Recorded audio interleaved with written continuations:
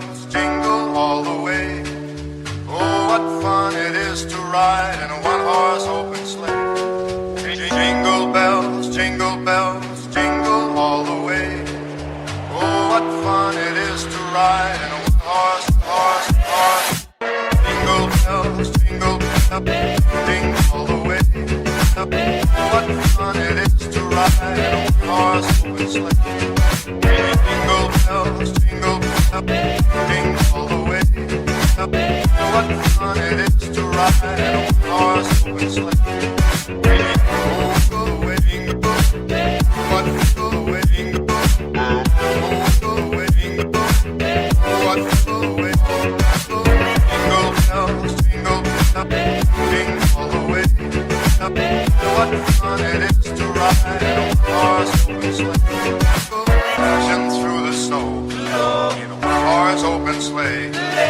O'er the fields we go, laughing all the way. Bells on bobtail ring, making our spirits bright.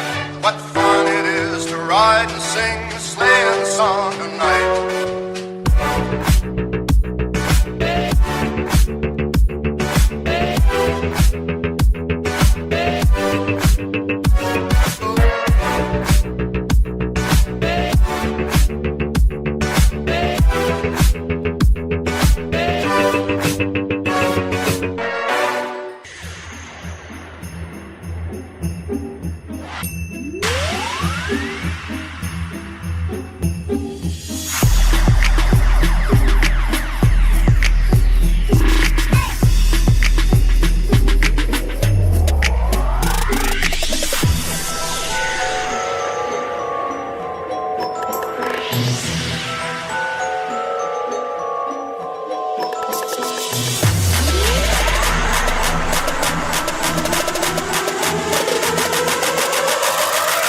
Merry Christmas, you filthy animal.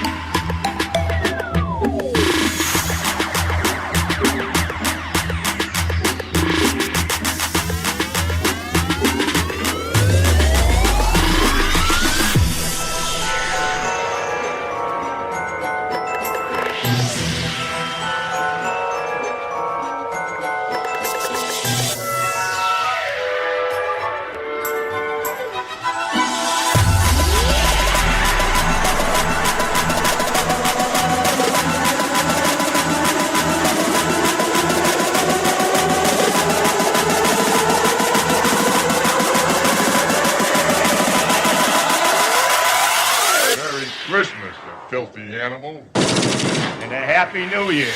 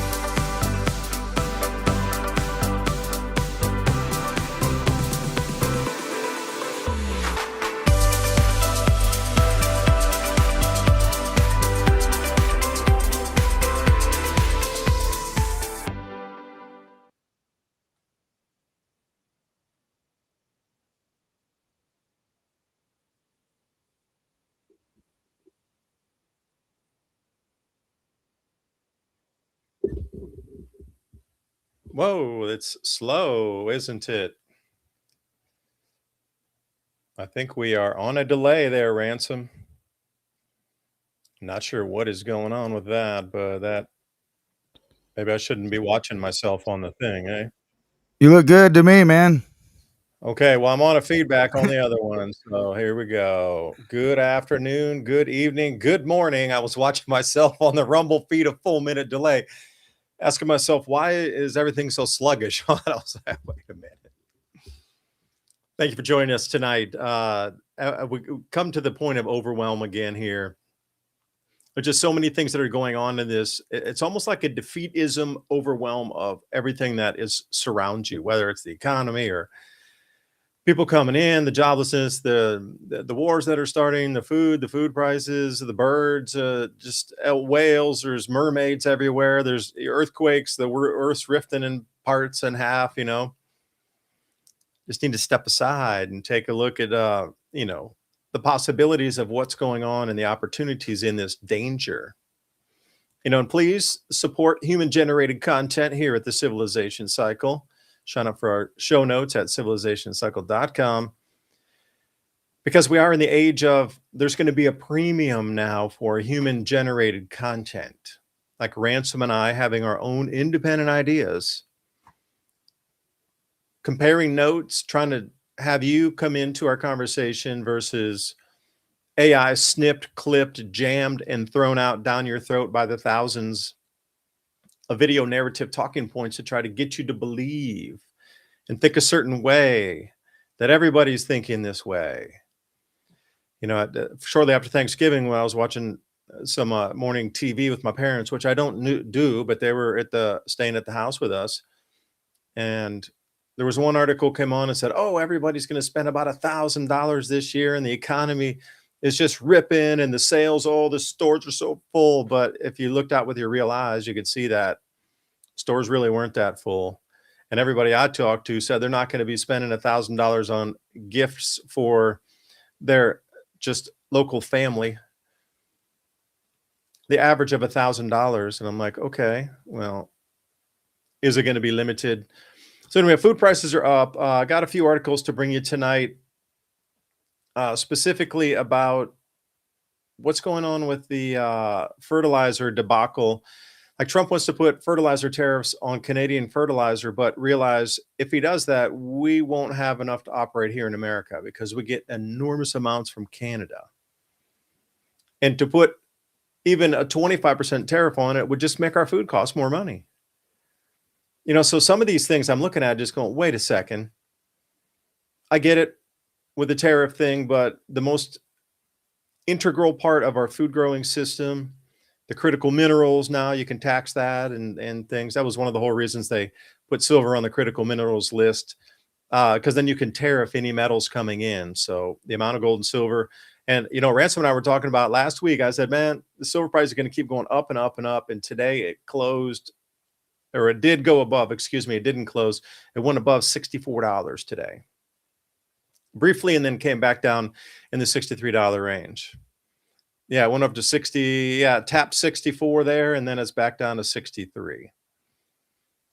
So if you go to that chart's too wide out. You need to probably go to the 15-minute chart or 5-minute chart to see just today's. We can look to Kitco Metals, kitco.com/silver. So everybody, look, there's changes.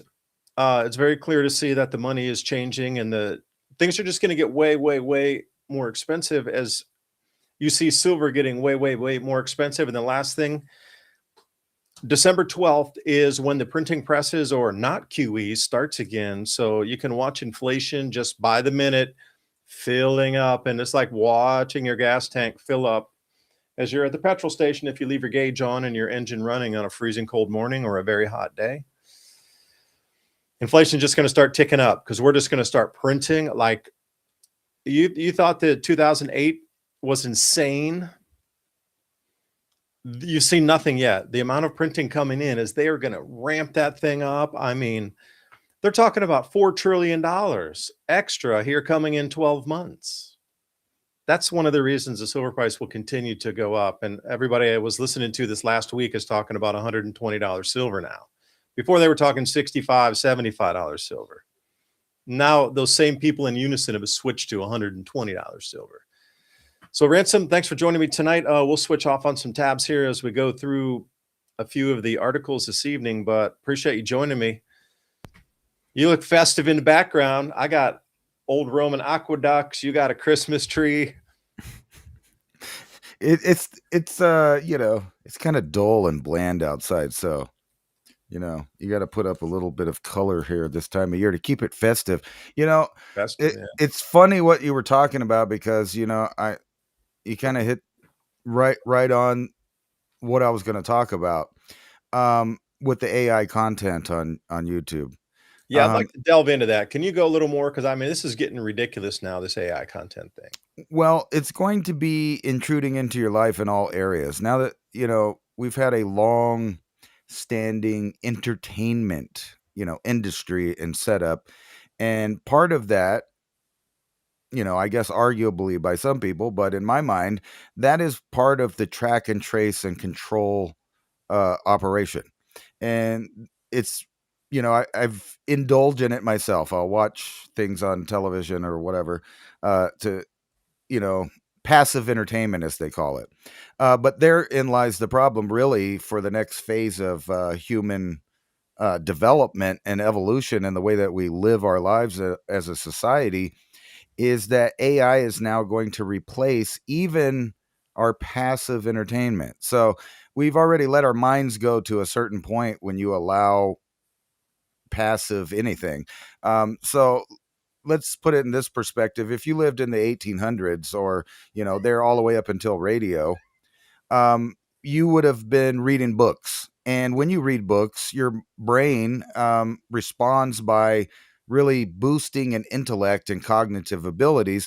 And the reason for that is because you tap directly into the imagination power of your mind. And so when you're reading a book, you used to have to fill in all of the pictures for yourself. Whenever you read about an adventure or something like that about a foreign land, you had to visualize it in your head, and they usually only had like sketches. You might get lucky if there was some kind of illustration. But as times progressed, we got pictures, and then books began to have less words in them. And then we moved over to radio and television entertainment. And when we did that, we gave over this power of imagination over to a group of people that create fictitious and false imagination things. And, like I said, I'm guilty. I indulge in that. However, it's going to the next level now in the form of it's going to completely radicalize the way that people think and imagine. And it's basically the plot of Idiocracy unfolding in real time now that we can see it. It's not like a predictive thing that's going to happen in some far off future. It's happening in real time, and it's the coalescence and the mix of technology and trends when it relates to the way people think that entertainers, and trends are somehow important in their real physical day-to-day life, which obviously it's not. You have to go to work, you have to pay bills, you have to do all this. So that's just a way to go home. And they use sports to do that for a while. But now it's going to a technological level that I would consider being kind of a weapon that's aimed at human beings. And they're starting with the youth. And that's why there's been all these, I'll say, cultural arguments over the past decade that really have intensified. And what it is it's the last stitch of the way of life of a human to be living free on the earth, to be able to walk around and have their own privacy and have their own property and things like that. We're going back to a similar thing to feudalism, but it's a technological serfdom at this point. So people, are kind of trivial when they talk about the tracking and the tracing, and they did it for this pandemic, or they're doing it to just keep track of criminals, or financial spying, or there's on and on and on. But I'll get into some articles here in a minute that basically show that they're altering the way that human beings, and we've talked about this before, more in a sci-fi and woo-woo way, that it only takes one generation of human beings to completely transform a civilization.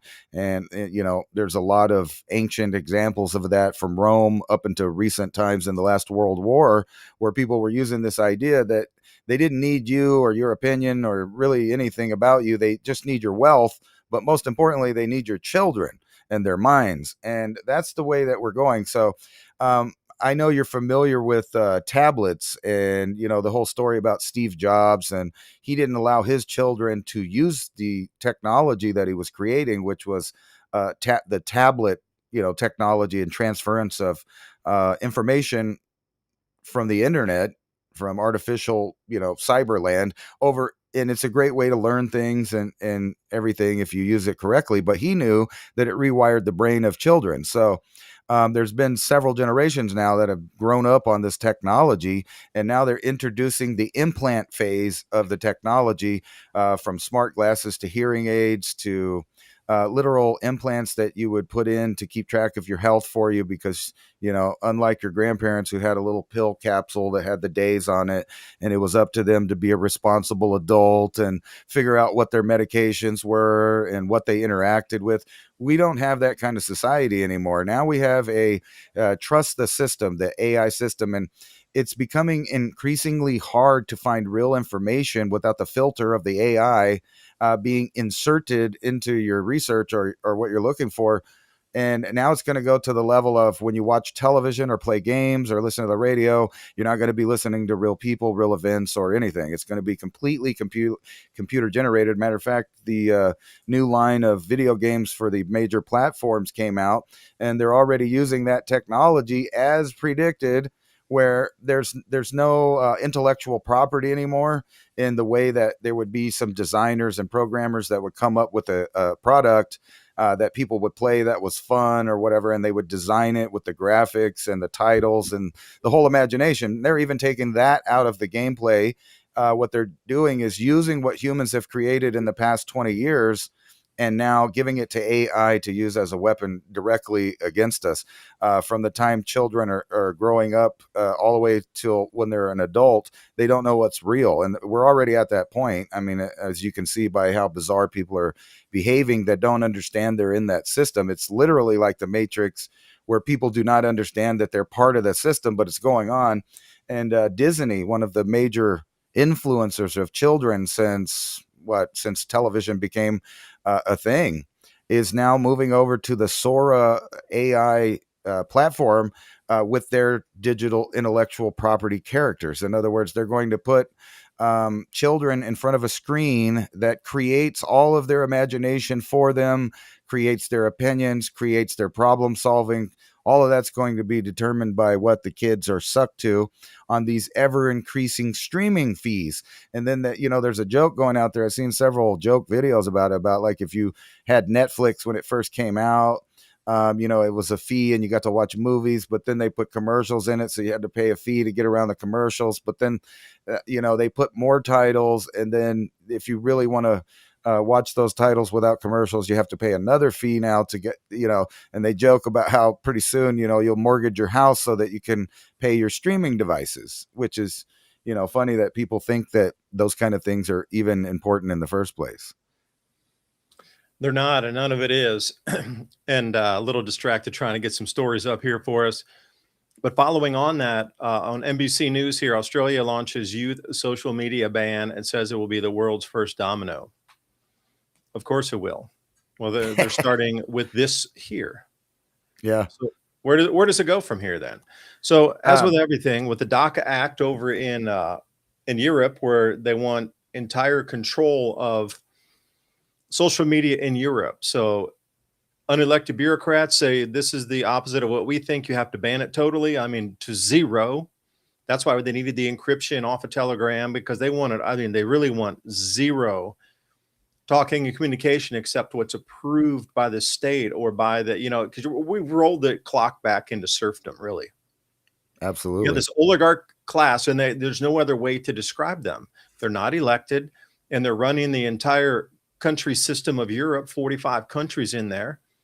as if they're kings and queens delegating to the dukes and earls to tell the legislature and the police what to do to the citizens. Complete control. Now they are trying to bring that over here. Now, hopefully, there will be more pushback. There is some now, but I think they overstepped their thing trying to go for Elon first. Yeah. They've overplayed their hand immediately, trying to think they could strong arm. Because again, if you could have taken him down first, then everybody else would have caved like a domino. So you would probably go, knowing you might lose the battle with Goliath like that. But to go there first, because if you do win that battle, then every other person beneath that realm of strength, of owning the company, telling everybody else to F off, advertisers and everything in between, I don't need your money. Remember that famous on the stage, F yourself, I don't need your money. Like there's no way to bribe 140 million. Okay, I'll take that out of my pocket. I got like 100 billion. That's my coffee money for the month. That's the way he's playing this. So to try to come at it with, there's two, these simultaneously happen in the same week, believe it or not. Australia, the same exact week that the European Union is trying to fine and shut down X, not just in Europe, across the planet. You got to realize that they want to extinguish it even in our free speech bastion here in America, if there is still some left, agreed. But they want to extinguish that at the point here, not just try to snuff it out in Europe, but they want to come back to the seed point and break it completely, like uproot it. And then we got Australia coming out, and I don't know what you think about this. It is going to spread because you've heard a lot of different states already here in America talking about this, age verification for multiple different things. But if you're going to have to show ID, and again, this is the first step into the first domino to do what? Ring the bell ransom, ding, ding, ding, ding. Have to authenticate, log in, retinal scan, ID verified for every single post, every single response, every single key click. And that's really what it's about. It's not about protecting the children. It's about having everybody register like you are in China. You can't click a single mouse without being online and also your identity associated with that online. And anybody you associate with or connect with or comment with, if it's lower than you on a social credit score, it knocks your score down. This is the ultimate. They self-police themselves tremendously because they're not going to be able to rent an apartment, It's crazy. Yeah. And the whole thing is more of a nightmare than it seems because, we're talking about this and looking at this as and a lot of people are viewing it as kind of an anecdotal police power that's not going to work. And especially with stuff like this going on where teenagers already figured out how to skirt their social media bans because the kids are going to learn stuff. And that is exactly the point. They're trying to switch it over basically to where your kids lose the ability to have imagination and invention and things like this, where they're using their characters that people, liked over a decade or more and became part of the household, all the way from those old VHS tapes where people were happy to have some Disney movies at their house. Well, now your kids are going to be able to watch their characters in an endless void of artificial intelligence creation of information and environment. And, it goes back to this thing right here as I wanted to show you this, if I'll switch it here. Basically AI illiteracy is happening. So the older kids, now that they've had their brains rewired by tablets and internet and now AI, are completely illiterate on reading and writing in the traditional sense. Cursive was a thing of the past 10 years ago.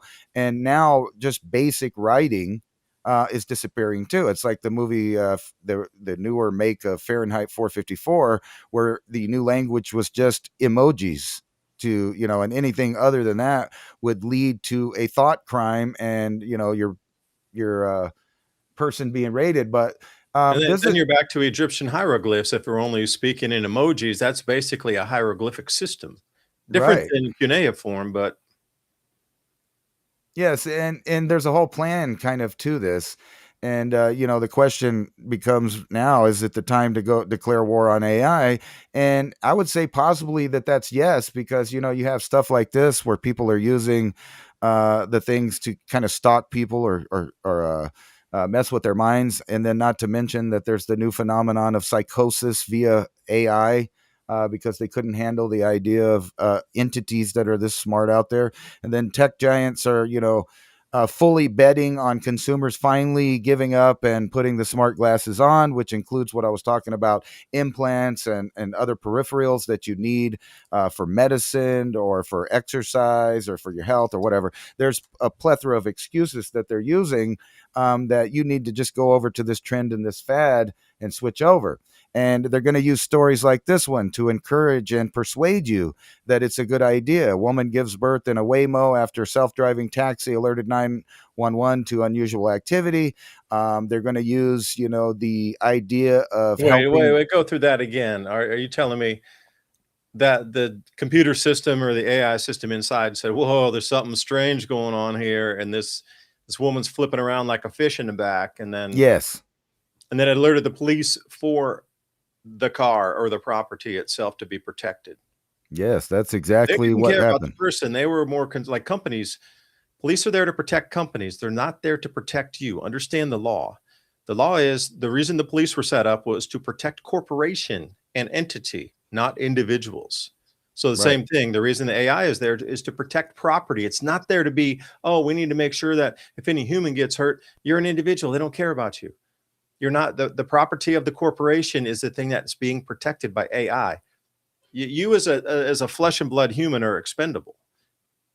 Yeah, that's The exactly right. corporation, of course. And it wasn't really about that. It's just the hook to get people sold on the idea that automated and AI controlled things are the future, and it's the way it is. And they may be right because they're talking about stuff like this. Tether launches focused health platform with all device AI. This is the AI that would be keeping track of all your implants and everything that you use, all the peripherals, your biometrics included with that, which is also the key to your financial reality on the internet or your internet self as they're trying to push. And why are they doing that?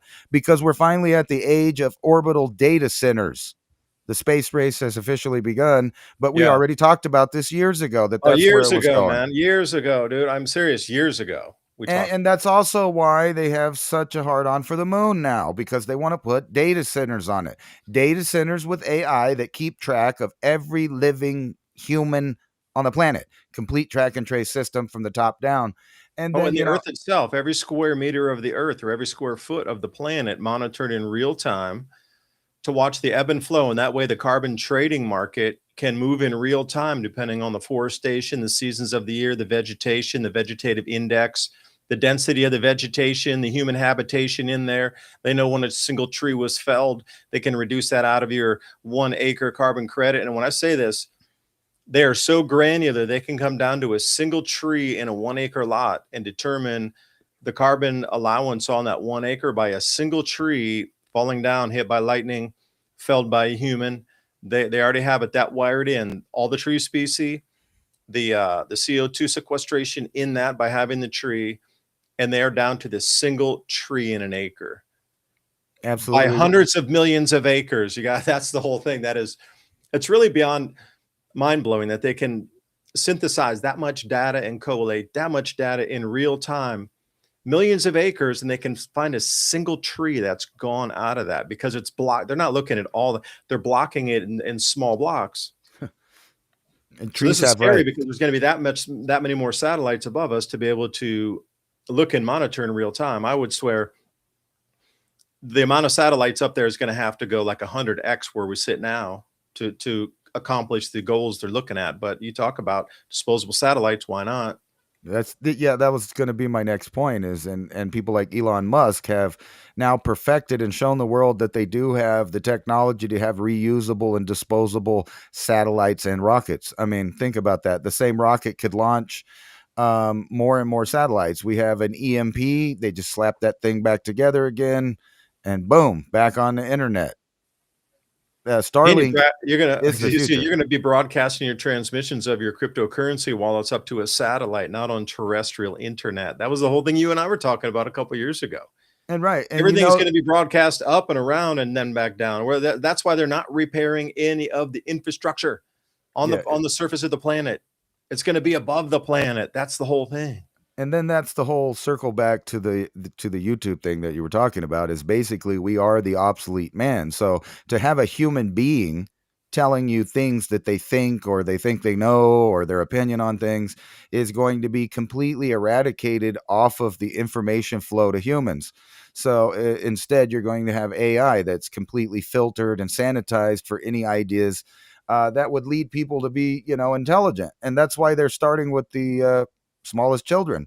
They're becoming illiterate. They won't know math, which means they can't do complex mathematics, which means they can't do programming, and they can't fight the system that's in place when they're born.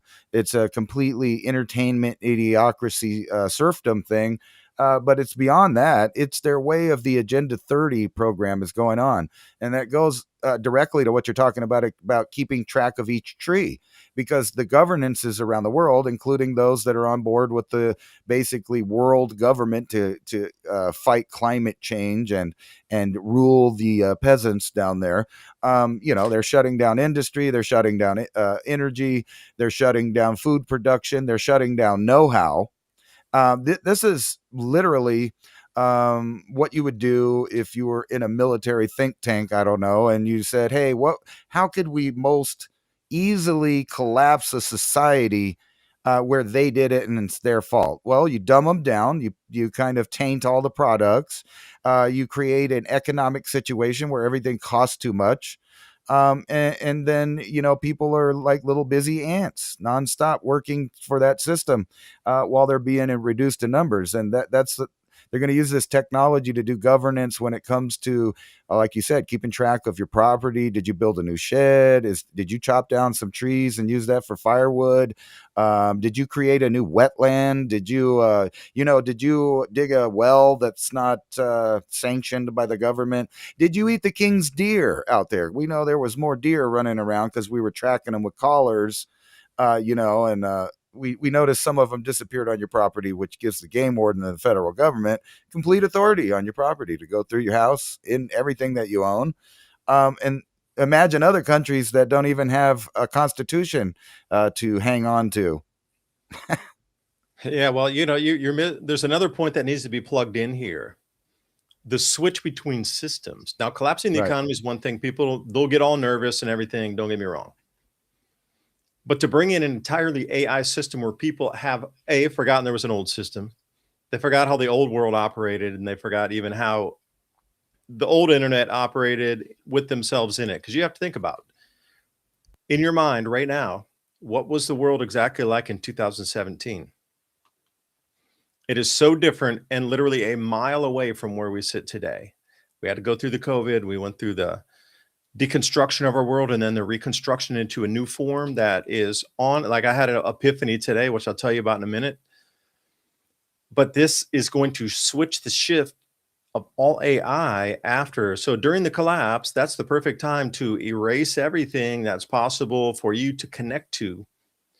Bring in all AI, and then as we come back into universal basic income and as the economy is starting to roll back again, you're going to have to get into all these ID systems to be able to access the funds of the new system. So it's going to be used in two ways. It's for the fear of losing your identity, because basically paper money is the identity tied to a lot of people on what they have, what they own, how much they make. So that paper represents their identity, literally. So if that's stripped away from everybody, first you take them down to a novice again. But to make everybody come in the new system, but then they all have to come in under the new digital whatever's required with the ID system that is in play now. Dystopian, yeah, but final purpose, not sure. But they're going to need at the same time to put such a scatter wave out that you won't even be worried about that. The last thing you'll be worried about is, am I going to be able to log on to the internet today? Am I going to be able to still read free news and log on to the net today? No, they're going to be worried about where the next meal comes from. And if you can do that long enough for a prolonged enough period, people will literally forget the old world. Do you remember a time when nobody ever asked you for an ID for anything? Even in 2017, you go back, it seems like real Wild West back then. Like, damn, it was so free then. But it was not. It was completely locked down in comparison to like 2001. The world from 2001 and 2017, oh man, just a draconian nightmare of netting everybody and all information and all data and just really like tremendous intrusion. But now you look at that and go, oh, it was so free back then compared to today. But think about the collapse of 10 years. Now, if I could, I wanted to share the screen here because, and I was looking at this JP Morgan article, and we talk about silver heavy here because precious metals survived thousands and thousands of years through the same exact phenomena of hyperinflation, inflated prices, collapse. Generally, JP Morgan goes short to try to suppress the price because if there's more sell contracts or more contracts that are at a much lower price, betting the price is going to go down on the silver.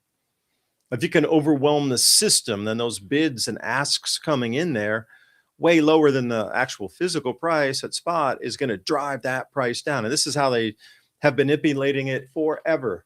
The actual ridiculousness of hundreds of times more paper traded in a day than there really is physical silver on the planet. That fake paper price would push the price down, and anytime it came up, man, they would hammer it down. And we've seen that since like 1971.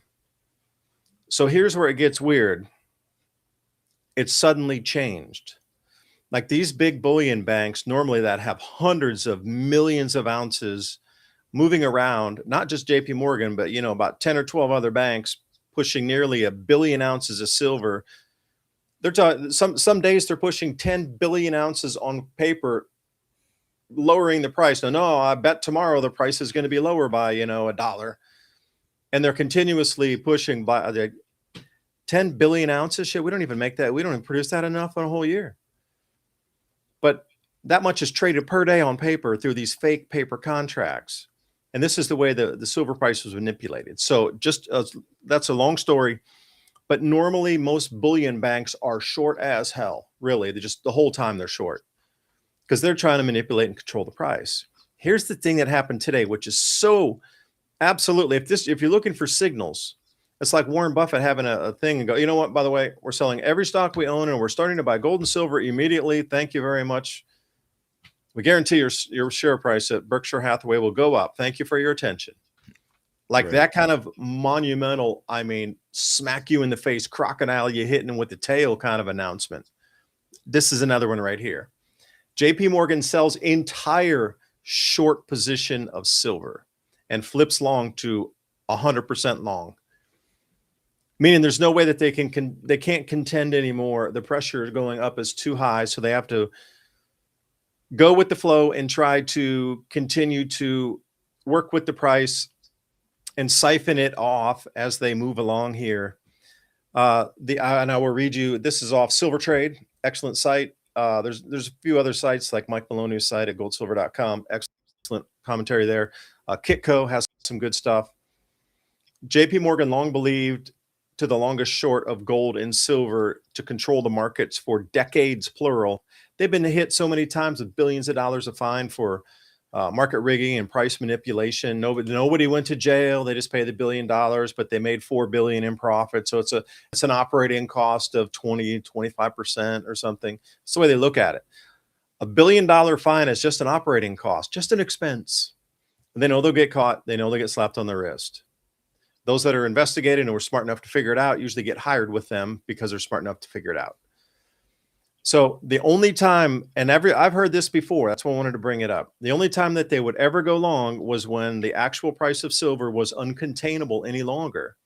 And the only way for them to literally save the bank was to get the metal as they knew it was going to go to astronomical prices to get that gain along with everybody else in the entire planet, because those 200 million going short, they know they can't beat the system any longer.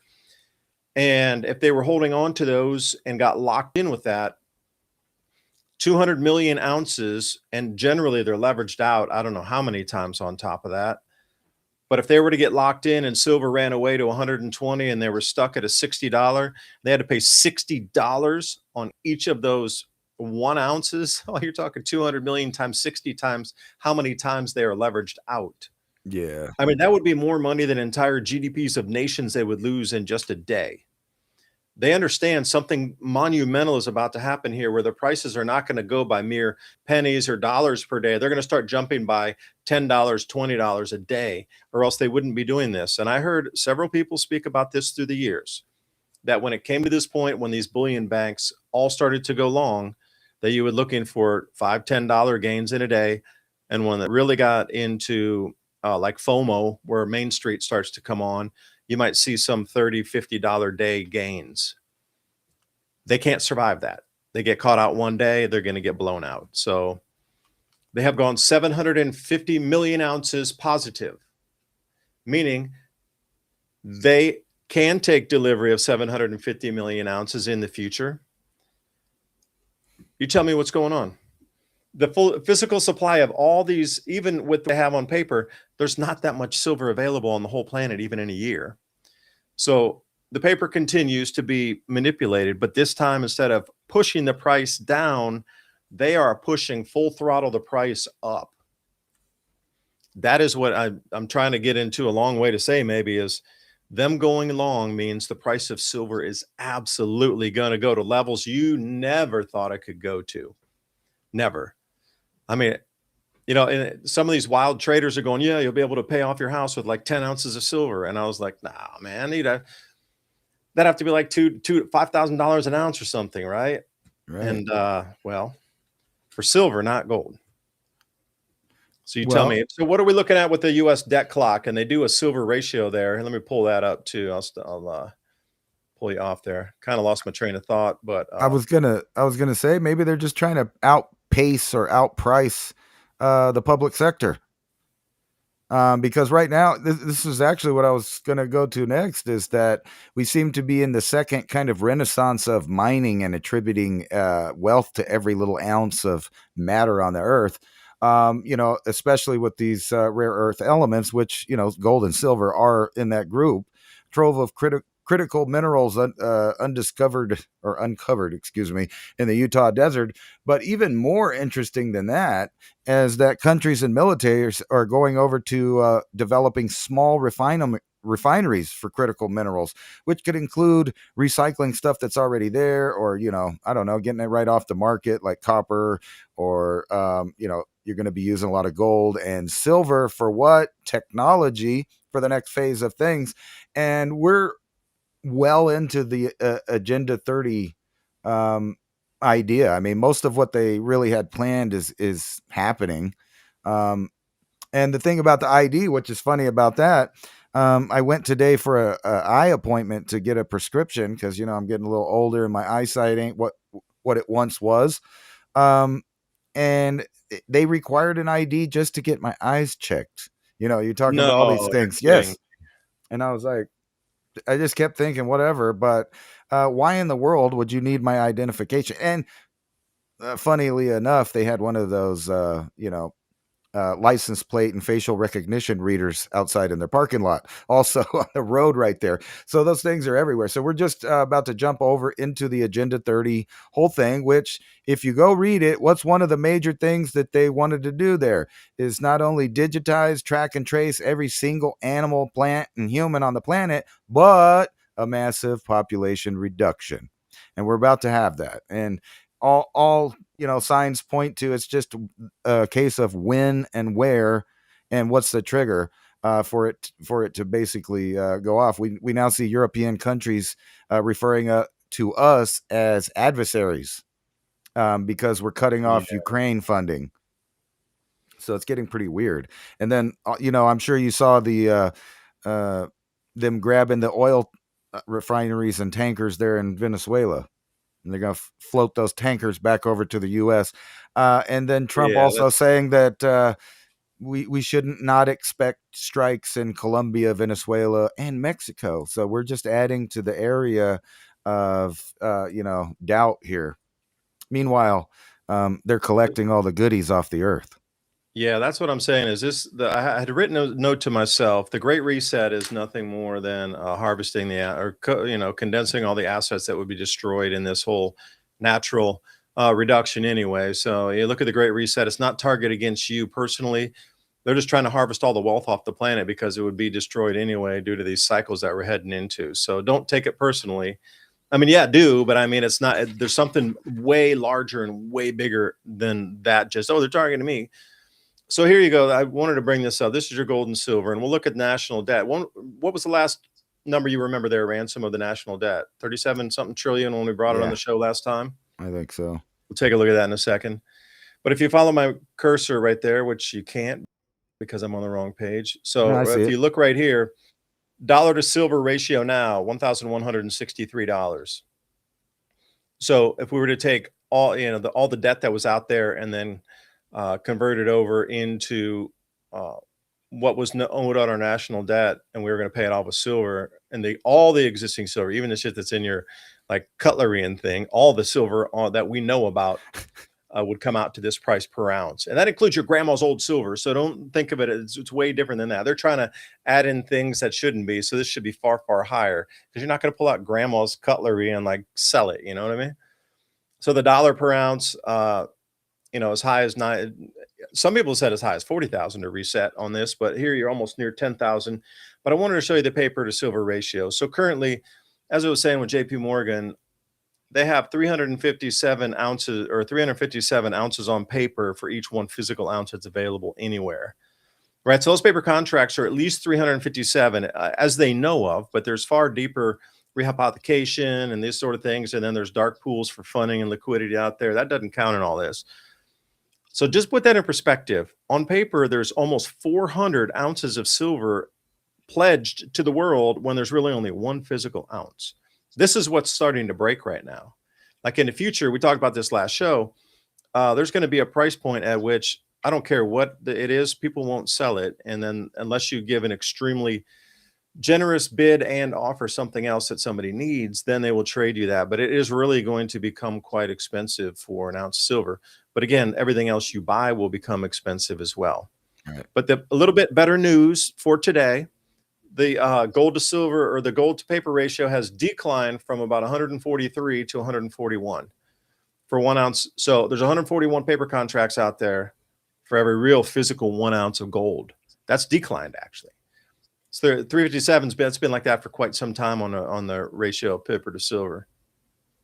So to answer the glaring question, where are we?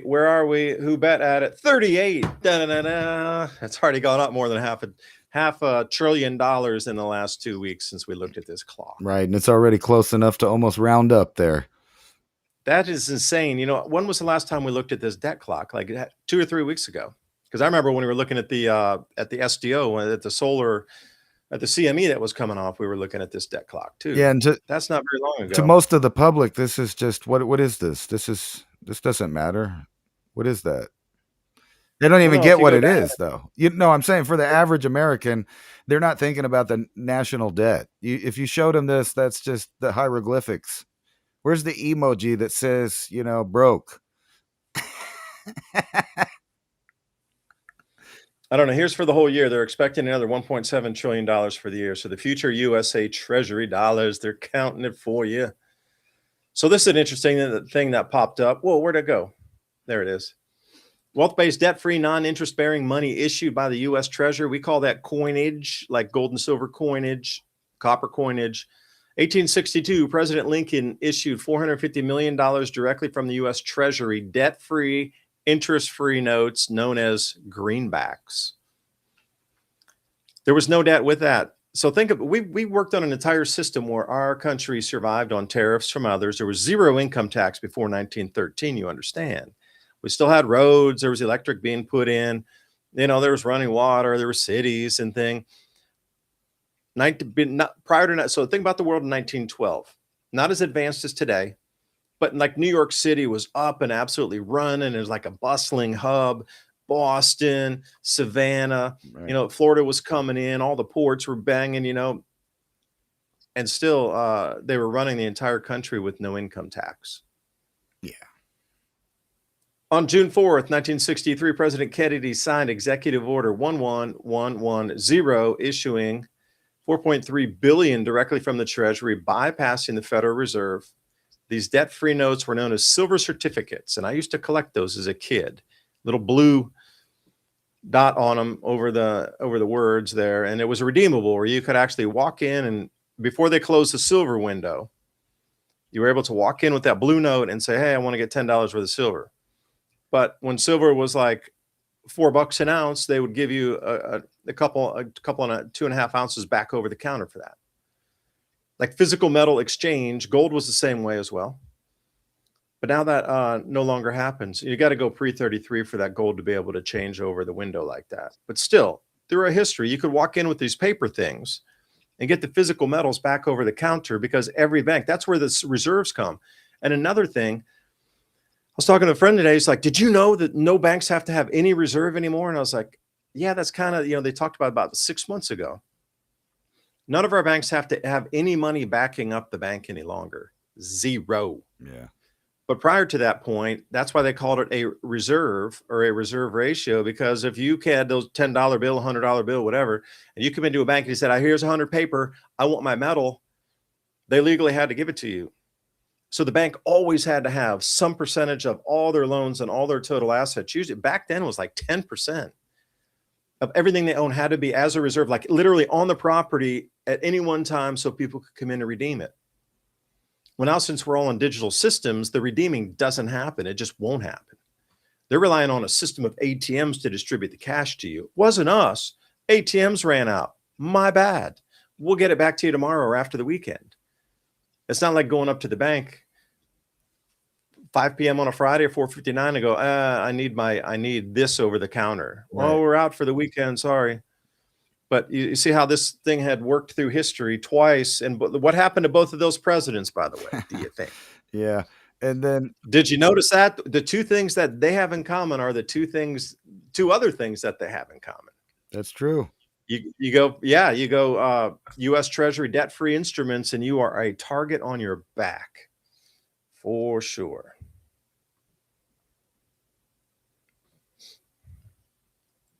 Yeah, I think a lot of that is, they have these little programs that try to prevent the public from ever attaining or getting enough of that to be an actual power or decider with any of the currency as it is. And they've milked it over time. So like very little amounts of regular people have silver or gold. And when they do, it's kind of minuscule compared to the power of the other people that own the massive amounts. Yeah, and we still don't know really how much is out there. Can I hold you? Well, in your opinion, like what's a large silver holding for an individual, like in terms of ounces? I would think at least a pound. A troy pound, what's that? 12 ounces, right? 14 ounces. 16 ounces. 14, I think. Troy ounce. Or Yeah, 12. well, I think it's No, 16 12. ounces to a pound. I'm sorry, it's 12 ounces. That's 12 inches to a foot, man. No, it's a troy ounce there. Yeah. Oh, if it's troy ounce, it's 32. It's almost 32.8 grams, I think, or 33 grams. You want to round it off? Yes. A troy pound is 12 ounces. Yes. 333 grams.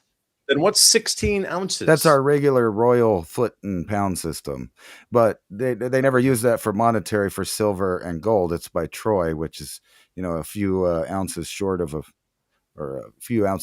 pound there. And I believe the troy ounce is also a different measurement system.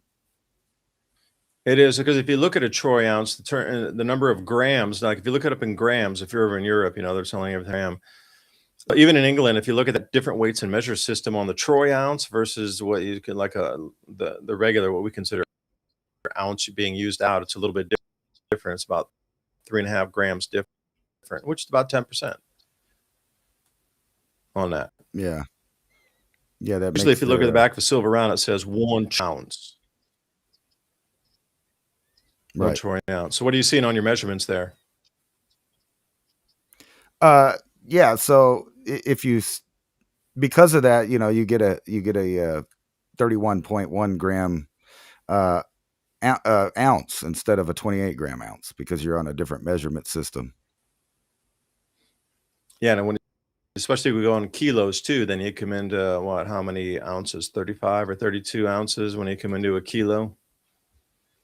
Like a lot of metals are sold in kilos as well, and a lot of metals are also sold in grams. So it's good we're having this discussion, because the difference in metals and the difference in the conversion of grams. So if somebody has like a 10 gram piece of gold or a 1 gram piece of gold, You able to operate in that system? Do you even know how much that is or how much it's worth? Like 1 gram? Right.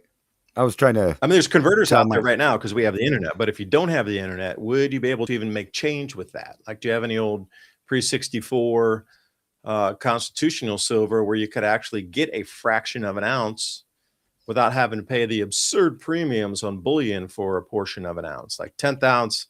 Oh my God, I'm going to pull up the kit. I'm going to pull up a site here with AppMex. I know they're a little expensive on everything, but you'd be surprised. Well, prices on a full one, the different ounce round, a 5 ounce or a 10 ounce bar, and just for like a unbelievable. So it's Silver Eagles first. I'm curious the Silver Eagle price here today, and I don't know if you're sharing a screen, but I could share mine. no.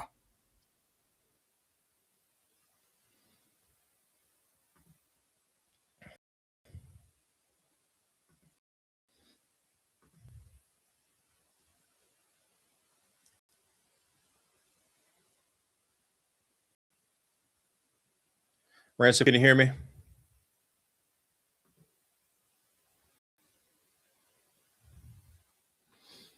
So, waiting for Ransom to come back.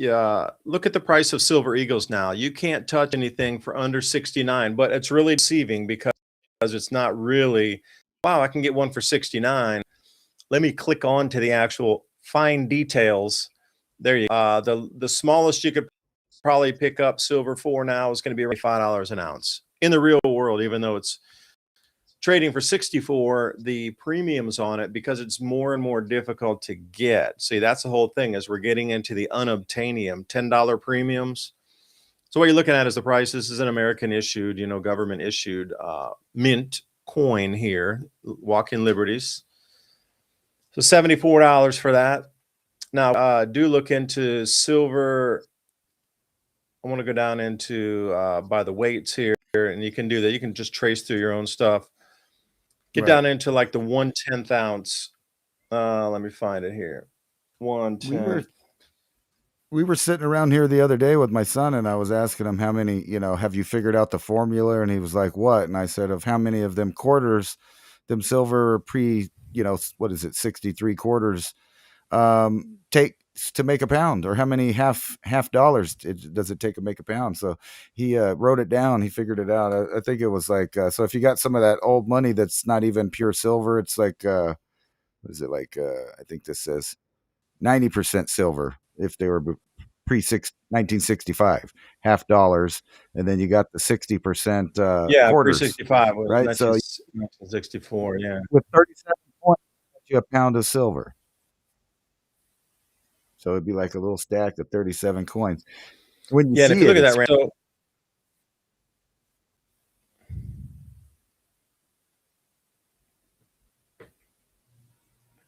fuck, I can't turn my thing off here. Windows, damn.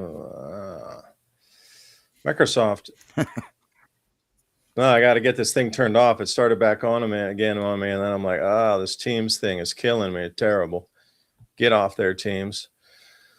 All right. So the point being, you saw that it was $70 per ounce, pretty much, for the Liberty rounds, right? Walking Liberty. So Right. look at this. This is a 10th ounce piece. And if you'll notice, it's $11.84 for a 10th ounce piece. Now, these are, private mints, because U.S. government doesn't mint this. They want ounce ones, right? So if you're going to buy a 10th of an ounce piece, you have to pay at least what's almost $112 for that. Wow. For 10 of those 1/10 ounce rounds, it still equals 1 ounce. 10 of those equals 1 ounce. Or you can buy 1 ounce for $74, or you can get 1 ounce for $112. That is the premium on these 10th ounce pieces. But if you go to the constitutional silver and you get those quarters, as you were talking about, or those dimes, they're nearly the same equivalent. If you look at for example, that Liberty, if you get the actual real dime, Liberty dime, it's very close to a 10th of an ounce. Yeah. And if you got those original Liberty dollars, what's it, like 17 of them, you got a pound. Yep. And see, the premiums on this constitutional silver compared to the premiums on these 10th ounce coins are incredibly ridiculous. Incredibly ridiculous. Let's see. Yeah, don't go melt them yet. It's still going to go up and up for a while. So, if you have a bunch of those older coins too, man, just hold on to them. Yeah, and again, there's quite a few. AppMax is a little more expensive, and I kind of come through here and pick around and see what there is here in terms of. All right, so junk, they call it junk silver still, so 90%. And let's see what they got here. So you can get a roll of those Mercury dimes for about $230. And let's see and it'll give you so that whole roll here. So you get 50 of those coins and 50 of those inside for $233. Then you scroll down a little bit, and the amount of that contains 3.575. So let's say 3.5 ounces for 250. But you realize that those dimes are nearly equivalent with a 10th ounce of silver in that. So, when you're starting to take a look at, all right, it's not going to be exact, obviously, but can you make change with it is the question. That is the whole question. And you could do this in a much cheaper way, just saying. And if you're going to be looking out that way for, do you want to pay there'd be $336 for something you just could have bought for $233. So when you're starting to look at these different prices on here, what is it with the old money too? It's cool to have that old money. And then you said dimes and, quarters, half dollars. Right. In dollars. Yeah. And the silver dollars. I think that's 7/10 of an ounce in a silver dollar. But still, the prices on that stuff is way cheaper than buying the bullion. And these are actually more recognized or, as recognized as anything else. So Yeah. $5 in face value. Yeah. I came across these things, and I couldn't figure out why my grandparents were saving these right here, because they don't say that they're silver, but we found out they were about, I think it was 70% silver. They're the old Olympic coins. These are from Germany in 1972, I think it is. Yeah, those did have silver in them, didn't they? Yeah. So if you got any of those old, and they don't say it on it, so it's not like it advertises it on the coin. It just says what year of Olympics it was and what country. And this was actually, I found out, one of the last silver minted coins in Germany. And as well, silver minted coins across the planet. It's from there has to be some countries that are still minting silver into their coins. I wonder, it's probably like Dubai or somewhere in there. The Deutsche Bank. Deutsche Bank. Yeah, well, all these sovereign coins are still minted by the government. I'm just, what do you think the ego of the maple leaf is coming from? That's a Royal Canadian Mint. How about the kangaroo or whatever? That's a Perth Royal Mint. There's the Queen. The Queen, hello. You give me a cup of tea. Maybe I could put my silver round in your cup of tea and create colloidal silver. Yeah, a lot of countries. I need to charge off your ethereal antennas in the castle, and I shall create colloidal silver. Right.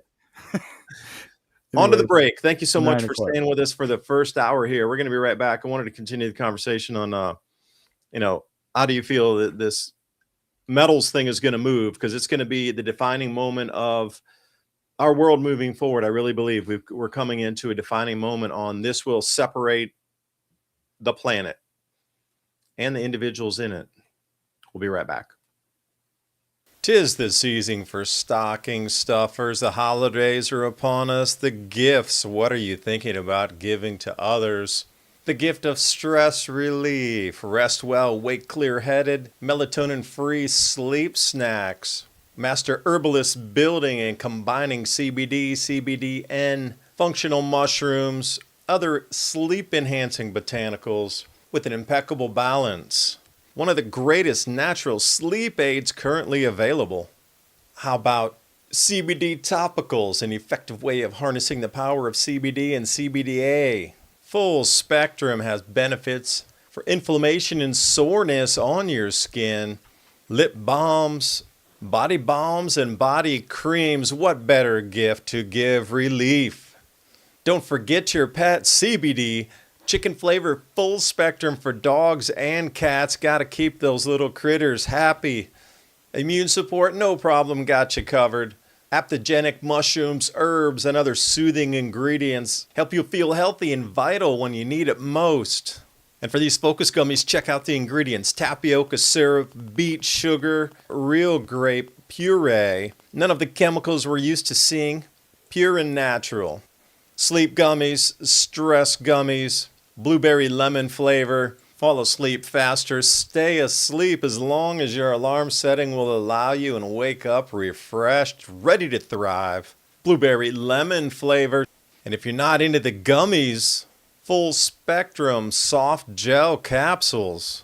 Tasteless CBN capsules delivering all the efficacy of these plant-based compounds in their most portable form yet. It goes where you go. Not a fan of capsules? Got the ultra pure tinctures for you, delivering a fast, truly impressive range of therapeutic possibilities, from soothing stress to easing aches and pains to help finding deeper sleep. One of the easiest, most convenient ways to access it? Through CBD tinctures. Have it with your coffee in the morning or on the go as you're starting your day. HempLucid.com, bringing you everything you need for a Merry Christmas and Happy New Year. Everything you've seen here and more is 50% off site-wide on Hemp Lucid's holiday sale. Please support Hemp Lucid, because by supporting Hemp Lucid, you are supporting us at the Civilization Cycle podcast, and you're actually supporting your health and yourself. Remember, that's 50% off site-wide here at Hemp Lucid for their holiday sale. Click on that link in the description box below the video, or tell them that the Civilization Cycle guys sent you by. Please remember to sign up for our show notes. With Civilization Cycle podcast, you can learn what to expect as society resets. Agriculture, economy, tech, and history all have mappable cycles, and these cycles affect every aspect of our lives. We can navigate the chaos and thrive together with up-to-date news and information. Also, if you like the content we have here on Civilization Cycle, think about fueling the discussions and the show by buying us a coffee at buymeacoffee.com/Civilization Cycle. And thank you for all the support.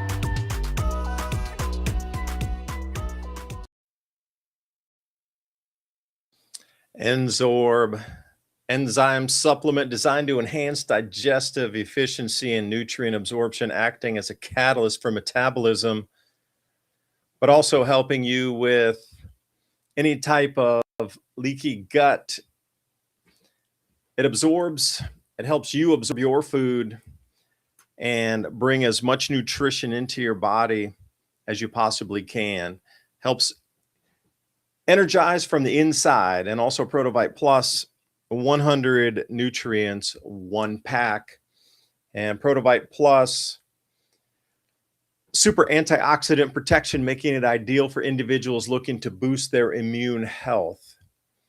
So many people are trying to do that at the end of the year here. People getting sick, a lot of people feeling off, but at the same time, you're eating incredible amounts of foods that you don't normally eat during the holiday season, and you have digestive issues, or sometimes something just doesn't agree with you, and boom, you'll have some sort of allergy or skin outbreak. These two right here are what you need to get you through the rest of the holidays, because people just buy anything off the store shelves, and if you can't digest it and it's affecting your body and you're having a reaction to it, that means that it's so not natural that you really need something to help you digest that or get it out of your system. And a lot of those micronutrients bind with those types of things and can cleanse them from your body. That's the whole thing. What's happening with our food supply these days, and that is Victory Nutrition International, vni.life/civilization. Quality products. We bring you quality products every single week. Please support Victory Nutrition International as well. That'll support the Civilization Cycle podcast channel here.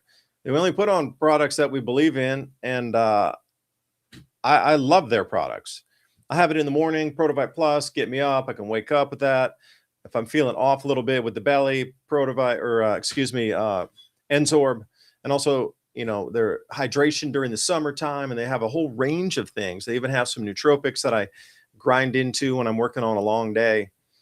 Prototype Plus. All those links are in the description box, including many ways to support the podcast here. Things are getting a little stickier, and we have running costs. So thank you for your support, especially coming into the end of the year here. So coming into the second hour, I did want to show you the forecast here for the temperature anomalies. There's some extreme cold coming to the U.S. Lower 48, depends where you sit. And I wanted to run through a couple charts with you just real quick here. We can geek out on some sun and also a little bit of weather forecasting.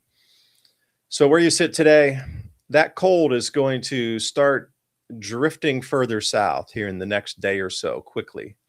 So as we come through, and these are going to be marching on in 12-hour or 6-hour frames, and you can see the cold starting to come in here. It's literally off the charts, and I did an entire video about how far off the charts it's going to go. And this has moved slightly because, as you see in the southeast U.S., I'm way down here and way at Tennessee at the border down there with Georgia. We're expecting like 10-degree Fahrenheit temperatures over the next few days. Not normal for this time of the year. And it stays around for at least 2 to 3 days. And here's the strange thing. After that, it warms up to the 50s and 60s after this passes over. Look at the heat that's coming. They're talking about 65-degree temperatures at Christmas here after we had something that was 10 degrees Fahrenheit. But the thing is that blistering cold is going to follow after. And it's going to dig much deeper down into the U.S. That entire northern hemisphere here comes the front. And it is going to, once this heat goes out of the way, like I say, right around December, anywhere in the southeast U.S., you're going to think you're in the middle of spring. It's going to be those types of temperatures. Now, the weather front ferocious coming through as it does progress. The European models show it a couple more days out. This really starts to just come like almost straight south toward Texas. So we're going to get into another yet deep freeze. We can come back on that. Don't need to look at it. But what can you say? Get ready, I guess, is the thing. If you know where you're going to be in these extreme cold. Now, luckily, it's not like it was last year where PJM and ERCOT and Tennessee Valley Authority, TVA, they were kind of trying to switch power around so there wouldn't be any blackouts. This doesn't seem all as encompassing, but it just depends on where the breakers might be, because Georgia, about half the way down to Georgia, they're looking at, 15, 16 Fahrenheit all the way to Atlanta. People are going to be drawn on the heat a lot more, but it's not going to go all the way down the coast like it did last year with the massive snowstorms. If you're in an area, please prepare for this. If the power gets cut, like Ransom, what are you thinking here? It's 5 degrees Fahrenheit outside, your power cuts off. How long do you think before your house starts to get cold? Before you really need to start thinking about warming up your room to get through the rest of the night or the day, or start to think that direction, knowing that some of these power outages lasted for 1 to 3 to 7 to 10 days. Like, you just don't know. That's another psychological thing. That's why you need to have radios or something around so you can get some ideas of the emergency systems. Like, when is your power coming? Is it just the one pole down the road, or is it a full grid down where we're going to be down here for a week? 5 degrees Fahrenheit for a full week. What are you doing in your house? Well, first, I guess I'd, bypass the electricity that makes the gas work and have my central heat up my house. But after that, Gore-Tex. That's what you need. You need a Gore-Tex suit. I've been in extreme temperatures with the Gore-Tex suit, one that was only just waterproof. And with the clothing I had underneath it, I was hot. I was literally hot and had to open it up. And if it gets even colder where it's like causing frostbite with the wind and stuff, you just put on a mask and there you go. I mean, that's the simplest but direct route. But then, you got kids and elderly people, and everybody's not going to have a Gore-Tex suit. So you'll be one of the few people that can possibly aid other people and, just walk around in it, bring them some of those, I forgot what they're called, but the little bars that start right away. There's all kinds of fire starters that you should have. And if worse comes to worse, burn your furniture. You've seen the movies. You heard about China. Yeah, and everybody out there, there's dry wood inside every log. Right. You just have to strip the bark off and get down into that inner dry wood, and you can actually have a fire just shaving that off to at least start it. Because once you get that fire going, it'll dehydrate the other stuff that's trying to burn by itself with the heat, right? You just need to get it going, and you can put wet wood on top of a real hot burning fire, and it'll just and then it's gone, and it'll burn too. I forgot to But a lot of people don't even know, like, it can't light the wood. Well, scrape the wet bark off of it. Damn it, man. let me clarify. When I say Gore-Tex suit, I'm including a pair of thermal and Gore-Tex boots and some good gloves. So, without those parts, the other part doesn't work. Yeah, it's kind of like a dry suit, right? Yeah. It's Stay great dry, to have a dry stay suit on warm. diving, but you need the booties and the hood to go with Yeah, it. I myself go out of my way to make sure that I have a good pair of military spec Gore-Tex and thermal insulated boots. Yeah, these cycles seem to come around. I wanted to show you this site that I found just earlier today as I was moving around through the web. This one is called the Collector, and I didn't really know. And I was chasing down a story about the Romans and what would have caused them to have all their gladiator fights. So why did the Roman gladiators end the games? So I came to this site and I was like, huh, that's a pretty interesting site. They got stuff on cuneiform text. They got things on different fights and different areas around the planet. So when you're diving in here, they do come to talk about deeper thoughts, especially the 9 dark and dangerous goddesses from around the world. Like, I didn't get into this. Well, they got the Enuma Elish as well there. So here are the sinister female goddesses. Like, this is the kind of content they got. And then Mesopotamian gods, we'll dig into that. That middle one there, I actually have some HD video of that one in the sitter there because I saw it in person in Mexico City there. They had it at the Museum for Anthropology and Natural History or whatever it is for Mexico. Oh, they did. All right. So check these out. We're going to dive through. This is a cylinder seal, obviously, before. So Tiamat, ancient Mesopotamia. So if any of you know what Tiamat is, it's supposedly Nibiru that crashed into Mars, which might be the representation of that long serpent, was that comet tail coming in that they could see collided with one of their gods, which would have been a planet. So, metaphorically, you're looking back in the past here.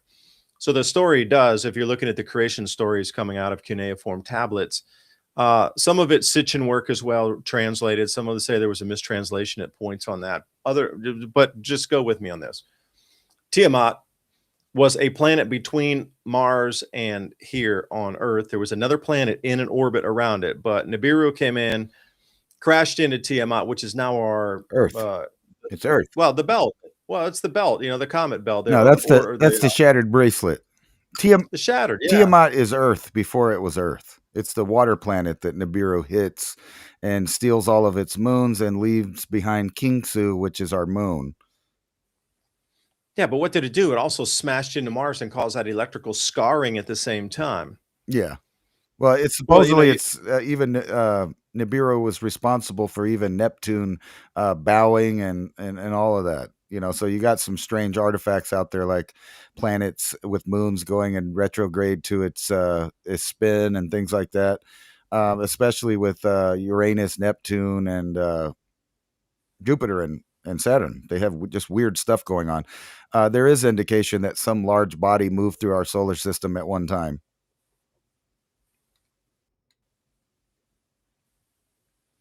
Yeah, and then we got A here as well. So you start to look at the representation of like dual, what's it taking on here? But again, gigantic. But think about the myths. Like, how would you describe that? Another magnetic body comes in and actually collides with a planet that has an orbit, and the entire solar system changes. And everybody was looking at the heavens at them. And again, here we go. This Akkadian cylinder symbol. I've seen this one before as well. There's something about this over on the left side that I've seen, this goddess of, I can't even describe it to you. When I see this, I instinctively feel something. Like, if you look at different kind of images and stuff, this one sticks with me for some reason. I just innately connect with it, and I don't know why, but I know that is something powerful. and that is not human. And that's all I know, and that's the feeling I get from it. But you got to think, Well, what, usually, 4,200 years ago? yeah. Well, a lot of times these female goddesses are represented with bird-like or reptilian feet, and serpents of some kind, especially the Mexico City Virgin. That was a Freudian slip because that specific goddess was around during the Mayan Empire there, and then whenever the Aztecs came, they built another altar on top of it to the same figure. And then when the Roman Catholic Church came, they built an altar to the Virgin Mary, replacing that feminine god thing where they would keep the locals basically coming to the holy spot. They pretty much did that in all of Latin America.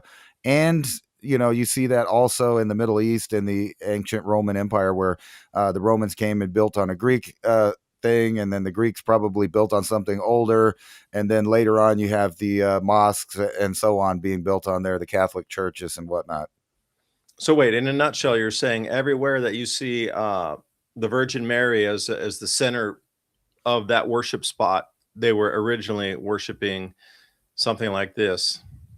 Especially in South America and Central America, and yeah, Okay.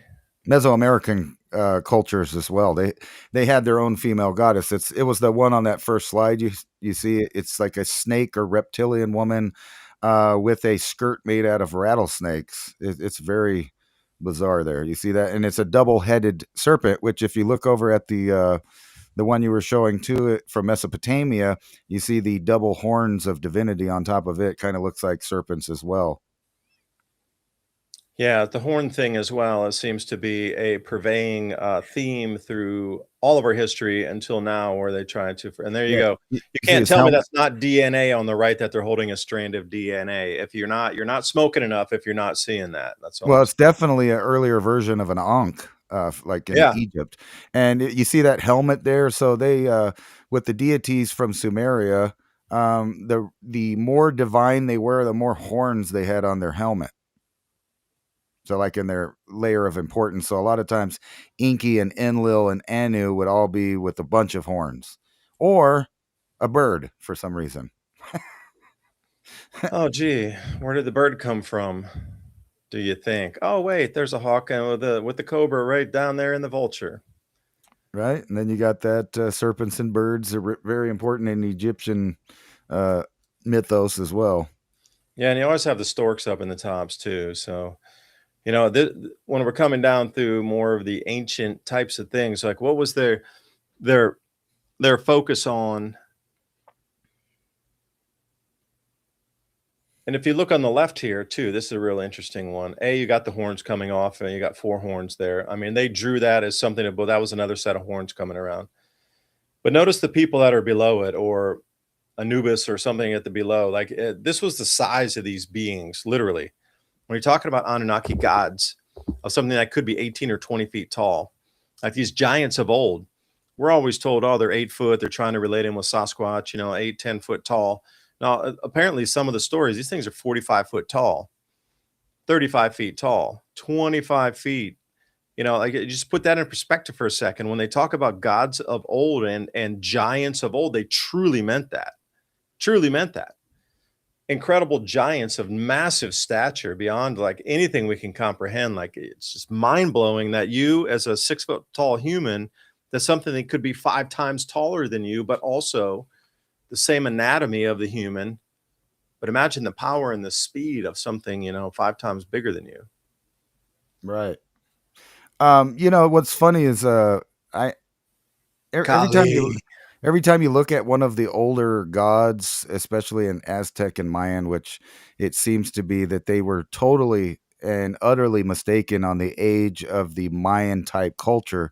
And the people that they call the Olmecs, it seems, had cities well beyond what they told everybody. So we're talking multi tens of millions of people in a lot of cities, and cities that blanket from the Yucatan all the way to South America. They're lidaring the desert and even the Amazon. They're finding cities there.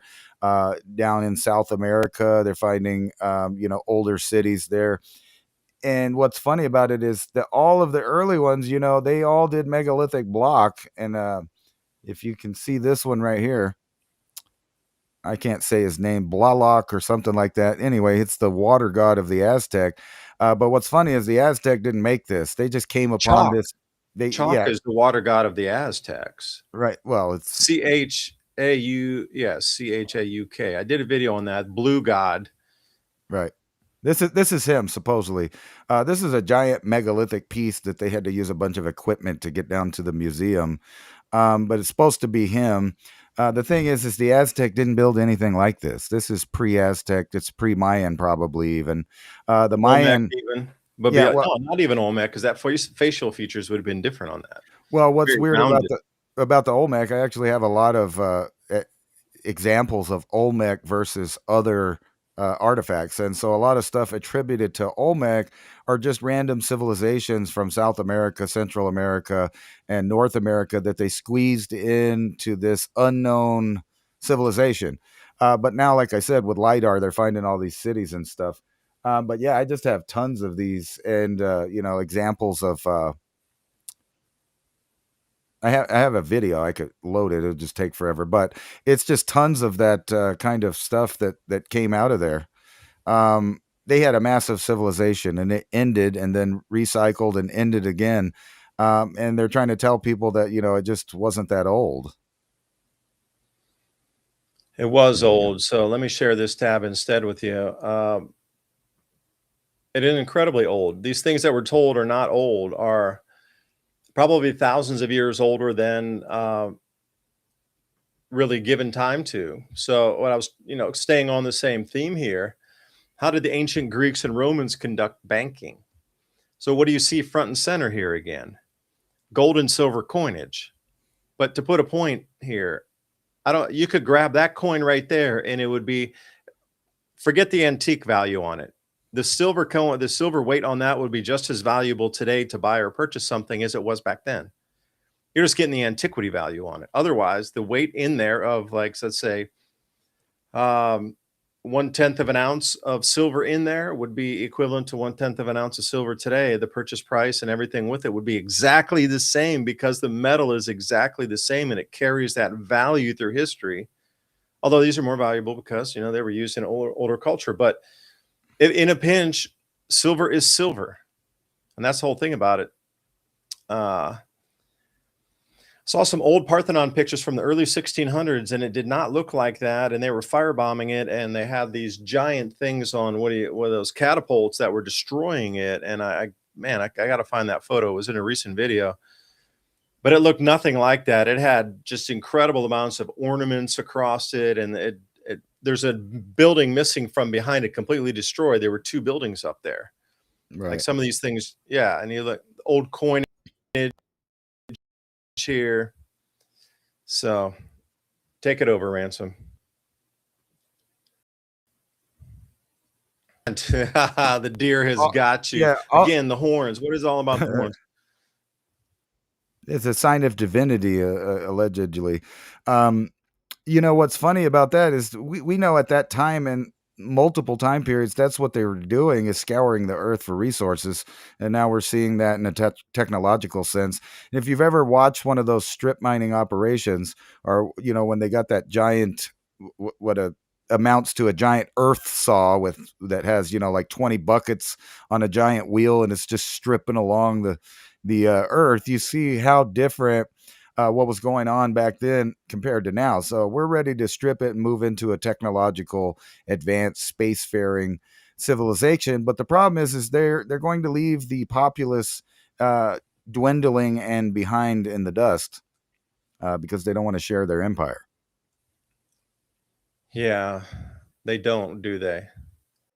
So what about a forgotten Irish kingdom in a dark age, something like this? They don't want to share the kingdom, and they never will.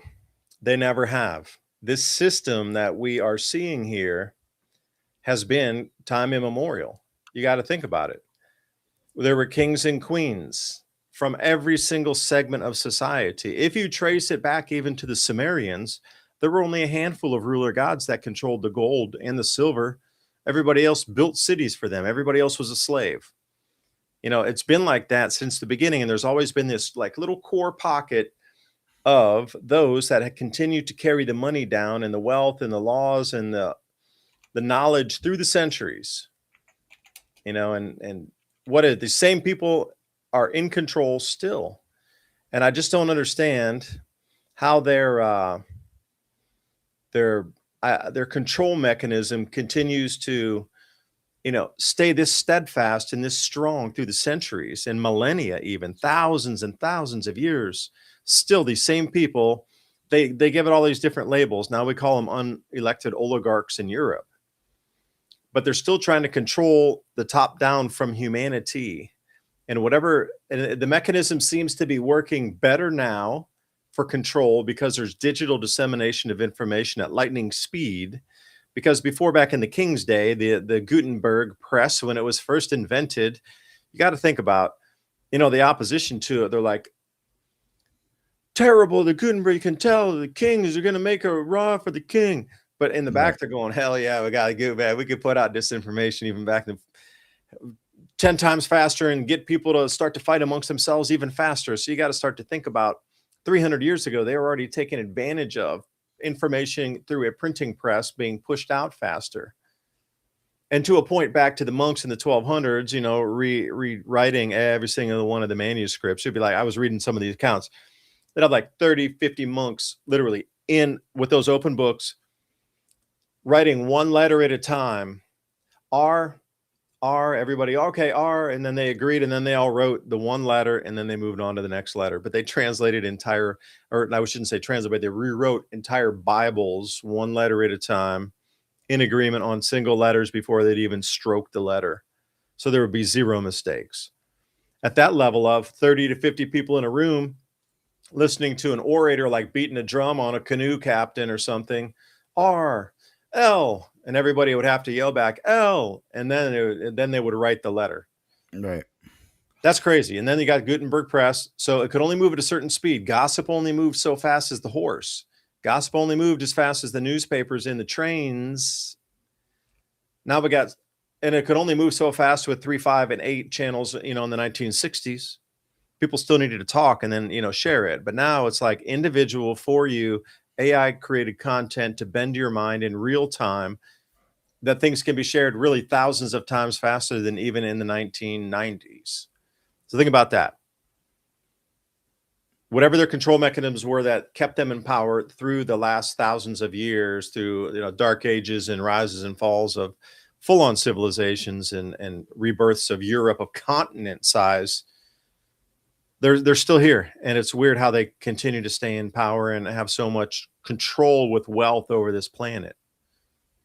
Well, think about this. You put this map up here, and right around this area and to the south of it, including over in Ireland, massive amounts of tin was being shipped out in the ancient world to the Roman Empire and pre-Roman times, and they had these really fancy, all the way up into Scotland, these fancy stone-made houses that they lived, and they lived in relative wealth, like the pottery and other things found in those little stone homes was that of rich people of the time. And all they did is sit there and then go meet people on the coast that came in boats to get their tin and would trade them all these goods from all around the world. And that's why they would get things from citrus and grapes and all kinds of different potteries from the Middle East, including gold and silver items. That was going on pre-Roman and then all through the Roman age. And then later you see the seats of power come out of their free Scottish free rights and the British Empire and all of that stuff all come out of the same area later. But to your other point about the individual stuff here, let me talk. Here's what the gold of the Celts were wearing. So if I might share this screen with you here. So what Ransom's coming on this is the wealth that was traded in that area for tin. So you got to think about the tradability of metals. Now, currently, if you had a job, wink, wink, the new big thing is collecting all of the pennies that are solid copper, because those are going to be worth more and more and more. And also the nickels that are solid nickel, not the alloys. So The money is being harvested through our country here to bring back base metals out of our monetary system, which is another way to destroy wealth. So we're even getting milked at the penny and the nickel level. Really, the copper, we're being given junk when that copper is actually was disseminated at a certain price. It's being pulled back in and stolen from the populace. Now, those who are in the know really start to collect all of these very solid copper pennies before 1983, and then the nickels as well, because they're actually the weight of a pound of that is far more than the value of the face on the metals. And there's so many people that'll melt that down in a second. They'll actually give you the price on that. Yeah, it's going to Some of the start pennies are disappearing. selling for up to $5 a pound now, $4 a pound on the pennies, solid copper pennies. But the reason I say that, tin has its own price. But if you have a tin mine, you could also trade jewelry made of gold for a certain amount of tin. And this is the gold. Now get this, they weren't trading bullion. This is the stuff they were trading for here. So I hope you can see the screen. And I know you're a fan of Yeah. gold as much as me. But you know, this is the wealth you're talking about here that was coming into the place, that was found in people's homes. This kind of gold. Look at the fine workmanship on that. Right. This, we put everybody as barbarian. They got a chisel and a shovel and they couldn't do anything. But look at the workmanship on this gold. This is what they were finding in those same Celtic areas. Like, Yeah. the gold that was being traded. That's a very, very nice piece right here. Like, look at this. I'll zoom it in for you. Like, you're talking a master goldsmith, 35, 40 years of the craft to be able to make something like that. And you look at it, and we can barely make anything like that today. But going back, that's 250 BC. Look at and it came from Spain, and it arrived over in Celt land somewhere, Ireland, tin mines, Scotland, this area it popped up in. But look at I'm just so shocked at these types of, relics. It's 2,200 years, 2,200 years old. And the workmanship on this is, look at the spiraling metal there too, the way the DNA strands are twisting. Right. Like, we need machine work to do that now to get that tight. It's just mind-boggling how good they were at these types of arts and crafts with metallurgy back then, when we were told they were barbarians through the linear history that we know. It's just absolutely insane that this workmanship level was 2,200 years ago, and somehow that whole line of engineering and mathematics and metallurgy disappeared for 2,000 years. Then we just popped up making, compressed air energy technology in the 1700s. Like, what? Where did that 2,000, or I'll be generous and say 1,500 years of time go to? Well, they were pretty handy with the metals, at least back 5,000 years in Eurasia, moving. Metals is technology, man. Metals Right. is technology. And and this is the other thing. It goes back to what we were saying earlier, and that they're kind of changing the world here in this way.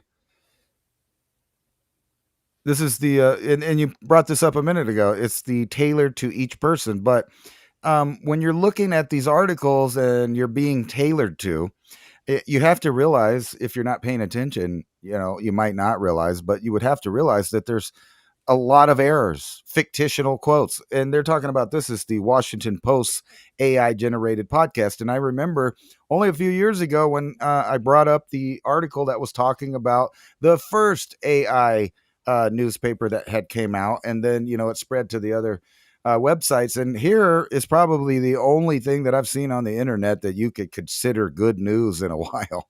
Home price is going down, but when you look, it's not really going down much, only 1.4%. So, to somebody that's trying to come up and buy a house, that doesn't help them, but it does for people that are right around the market value. But most of these things you don't even see going in the positive. And I actually meant to bring this up last week, but forgot. Wait, what was that when we're quarantine talking in North Carolina? Can you go back to that one? And that's a really important one. Okay, well, that's South kind of Carolina. I have a scary, Ransom, because I'm a one state over from that, and I didn't hear about that. right. Can Well, you I was please go about to back to go that there. article? I will. I was going to go there like in an order of these ideas here. Yeah, So please. That's um, ridiculous. How they're did I not setting hear us about up that? for a 2020 thing, and this is something I meant to bring up last week. So we're looking at job losses, manufacturing down 9 months in a row. We got layoffs, right? We got the Fed chair, Jerome, whatever, saying that job numbers are being overstated. But then when you go back here, you see that the EU and everybody's ready to go back to pandemic era mask mandates and viruses surging of different kinds. And then you move over into the US and they're already, setting us up for this type of thing here. South Carolina measles outbreak is accelerating during hundreds into quarantine. And you got hundreds quarantine in South Carolina, measles outbreak. But this is measles, and supposedly, most people are protected against that and aren't, they shouldn't worry about getting that supposedly. But the point is that they're trying to go back to a previous era of recent times and bringing back mandates. And you kind of see, governments admitting to certain things. We won't get into that because you know how YouTube is. But they're setting up the whole thing for a manipulated everything. So from your emotional response to the news you think you're getting that's full of errors and theories and half truths and everything, to the point where people are going to be, through technology, forced to think in a certain direction, almost like over here where the Taliban forced, they say they forced them. I don't know. Supposedly the victim of the execution had killed this kid's family or something like that. But 80,000 people went to a stadium to watch it. And, that's how they change the public's attitude, kind of if they're not going in the right direction. And that just ties back into the technological, side of things there, where they're going to be controlling what children think, dumbing them down at the same time, rewiring their brain, using this technology. And it's so easy to slip into the home, so to speak, because it's, basically passive entertainment is how they're doing it. So they're going to skip over. And then you have this is also passive emotions right here, because you're forced to see some kind of event. And it's not unlike what they're doing over there, like what the Taliban's doing, where you can force 80,000 people. But think about the whole network that they're talking about. We're talking billions of people can be forced into watching or participating a certain thing and having an opinion on it all of a sudden.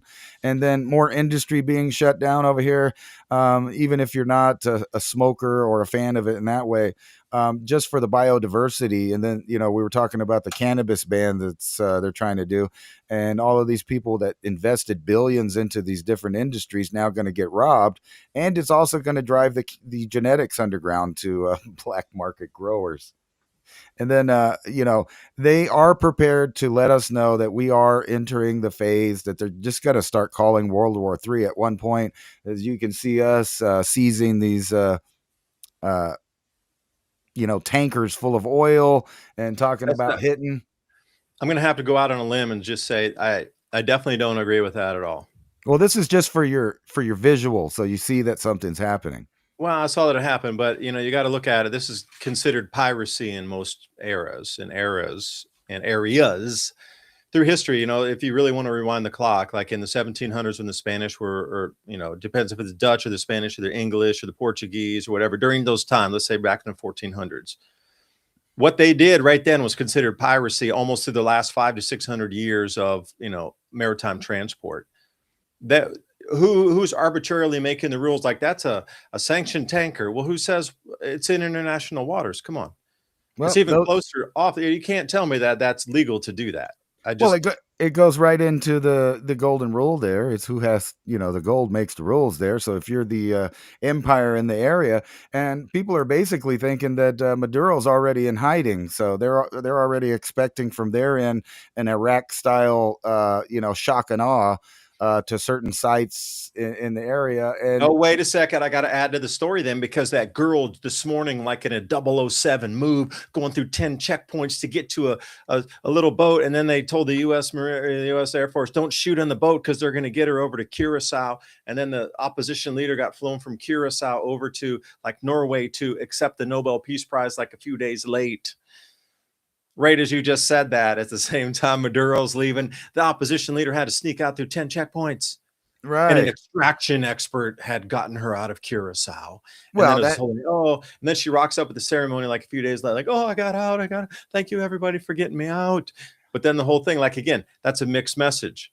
right. What is it? Is he collapsing? Is he going away? This girl's got to flee, and are you getting too sad? It's so Well, ridiculous. it's funny that she bounced out right after Trump on live TV said that she's not, safe from actions either, like Maduro. Yep. And then you got right here. It's like I'm telling you, it's like the Iraq story, but it's Exactly. going to play Weapons of out mass over here. destruction. Yes, You and don't remember weapons of mass destruction everywhere, every turnover of rock.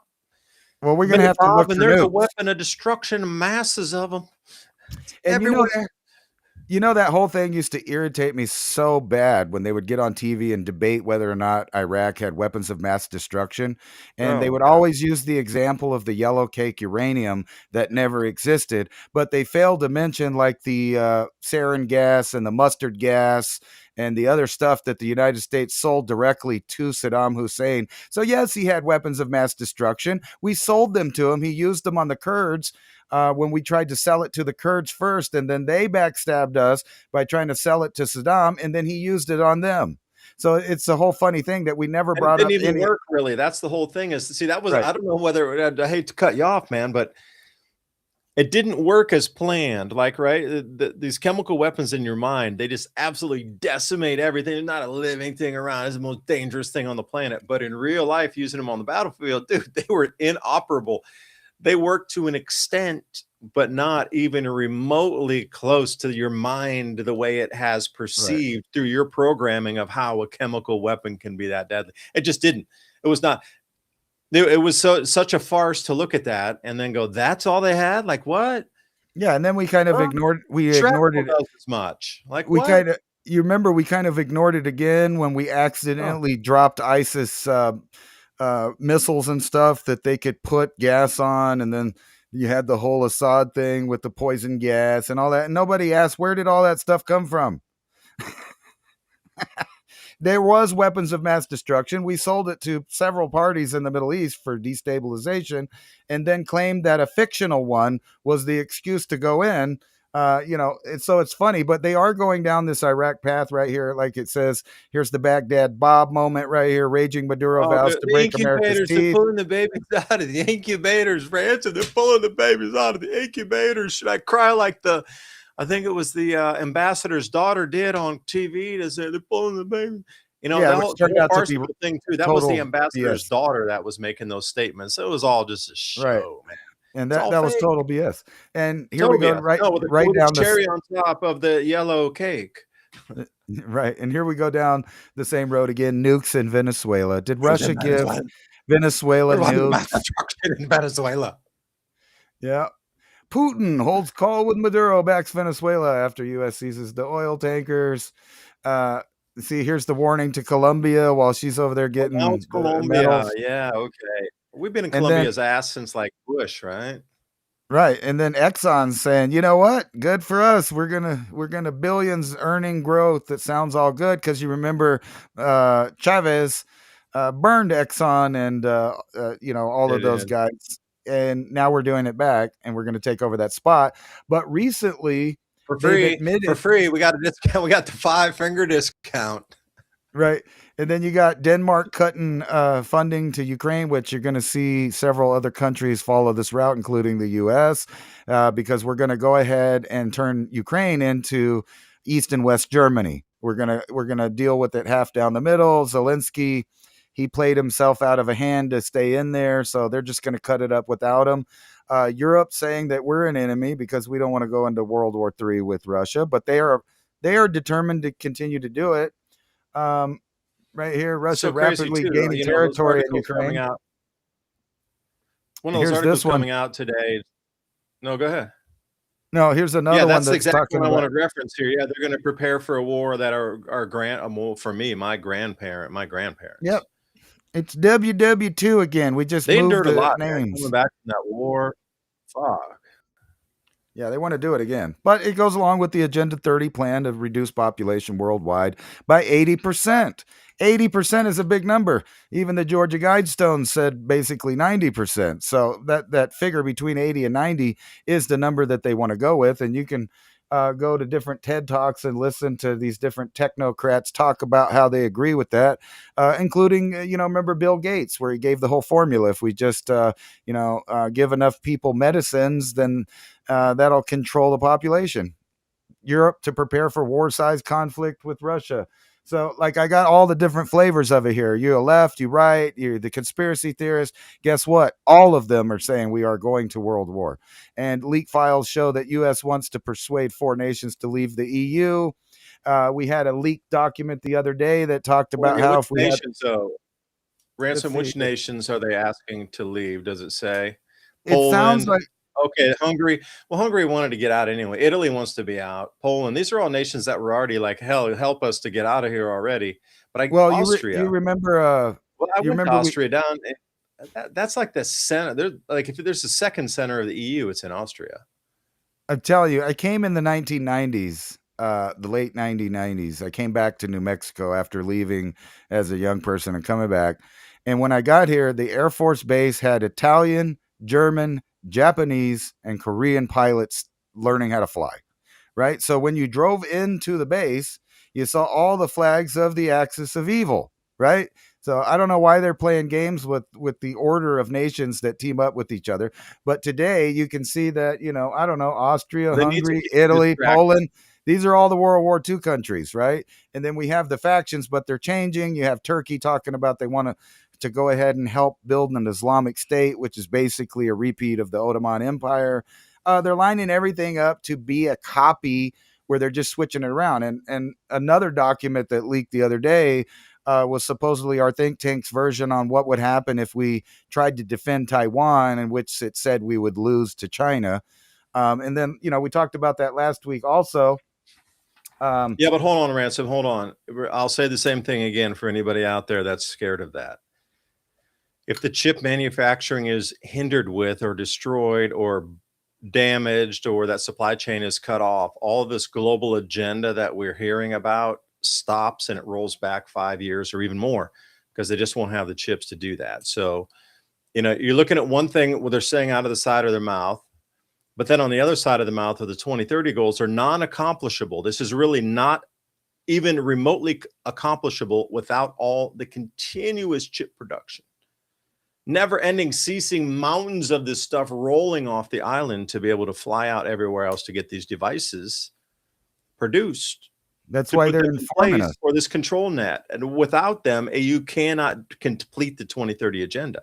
So don't believe the hype is what I'm saying.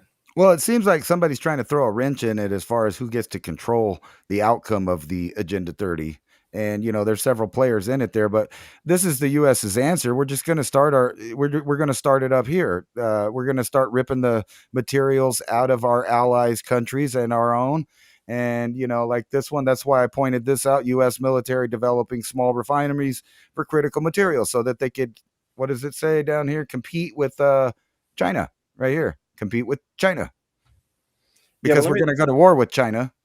And I want just this last point. Last week we were talking about Operation Fast and Furious and how did the CJNL or whatever the initials are for the big new cartel with all the Kevlar helmets and the body armor and the new M4 platform with 203 grenade launchers and armored vehicles and the whole plethora of 223 556. They got it.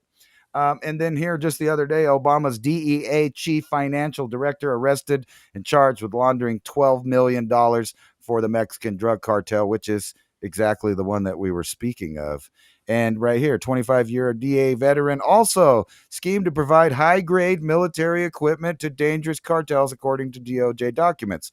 And if you remember, we had the whole Eric Holder and Obama thing, the Fast and the Furious, with leaked emails, basically saying that they were arming not only gangs in U.S. cities, but gangs in other countries.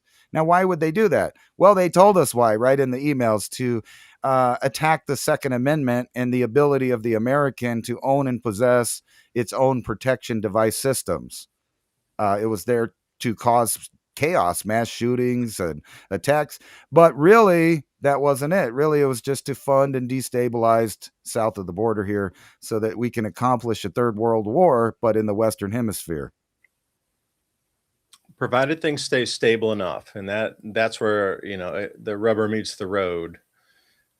When you look at the amount of earth changes currently happening, I mean, the stability of, and this is what the connection I think is for the best term.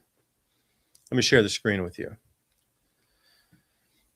The more the earth changes ramp up into once in a 1,000-year event, once in a 500-year event, every event, at that point, the game is kind of over for keeping this under the rug. And the whole reason for all of what you're seeing right now is it's a distraction because, Ransom had mentioned many a time through the show here that, the news is diametrically opposite on purpose in every single way. And they get you on these goldfish stories.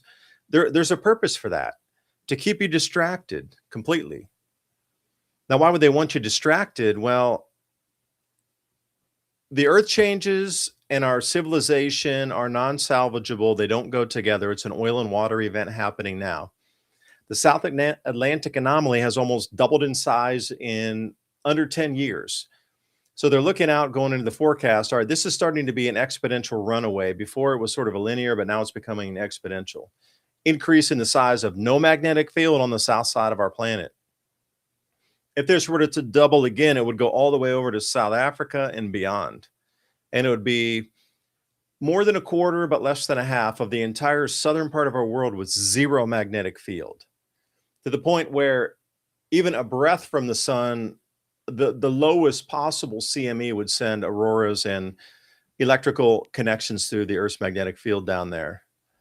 So if you get something larger like an X5, for example, that is going to flow in down there first, charge the crust, and run from there up.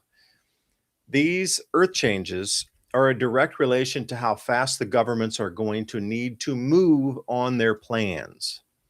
There's a correlation here.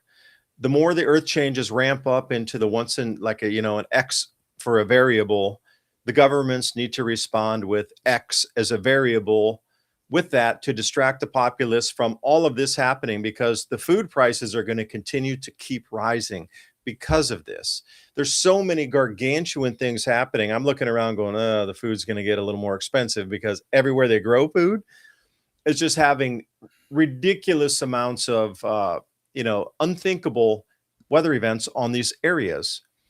South Brazil, that's where they right now are planting. They're in the planting season down in Southern Hemisphere there. They're going into their spring as we're heading into our winter. So when you're getting 4 inches of rain over a predominant amount of the southern corn belt in both Argentina and Brazil, that's not good for crops. Not good. Just saying. Forget the 3.8 inches. That is that much on top of just scraped farm fields that they just planted seed into. You're getting that much water. It's going to rot the seed. They need to replant. And it just continues. And then Cyprus, again, if you're looking at different types of oils coming out of there, Pacific Northwest, you're looking at the fruit. Saudi Arabia, now get this, Saudi Arabia, 7 inches of rain in 6 hours. They don't get that much in an entire year.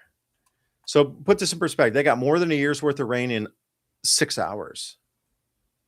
But if you cruise over the Red Sea, then that's where the new Renaissance Dam is, and they built that not knowing how it was going to fill. Now, some of these areas here, it's also validating that a multi-thousand-year cycle is returning to re-wet these areas here that are dried out. Like the African mega lakes, have been doing a couple stories on it. They keep filling up and keep displacing cities and towns and villages. So heavy rains in Gaza. So this is the whole thing around Lebanon, all the way through Israel, Gaza, that whole area down to Egypt. That whole mountain range area there is just getting soaked to the bone. And, I would be terrified to be in Petra and some of these wadis down there, these really tight openings, because they're flash flooding like crazy right now. If you're down in these desert areas, be careful of the flash floods. No kidding. Right. But we're starting to see some of these same things, going back into the past on a few of the gold and different things. 6,000 years ago, this place had constant, continuous rainfall enough to have forests on it. That has diminished into deserts and is very brittle to soils, and there's the catchment of water, like we have forests that would stop all these massive runoff floods. It's not there, but it will be. If it continues to rain like this, eventually deposits will come and then seeds will go and it'll become a stable base and everything will move from that. Come back over thousands of years.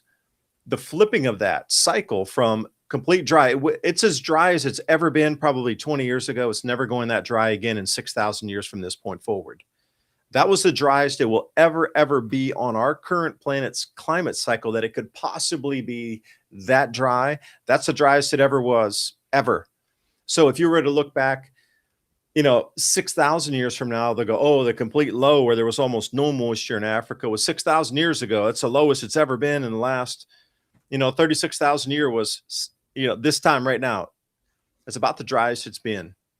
Even during the ice age, the flows there produced much more rainfall, the way it hit mountains and dropped off. So the flows actually, that's why it was forest there. That's why the mega lakes were there, because the flows were completely different with the jet streams. It's coming back. That's the whole thing. And governments know this. Animals are behaving strangely, more violently within a lower magnetic field. They're like dragging through the articles here. But think about being a correlation. The more incredible and intense weather becomes, the more governments are going to start strong arming everybody and controlling the resources that will be lost to nature. They're going to harvest them before they are lost. You are the harvest. We are coming into the winter. And every farmer pulls all of their goods back in and before they lost into the soils again. This is what's happening on our planet. That is not news you're looking at with a distraction. That is a way for the elite to come in and take everything that would be lost. And I keep trying to re-explain this in words, and eventually one day I'm going to wordsmith it out correctly. But thanks for staying with us tonight. Civilizationcycle.com. Drop in for the show notes.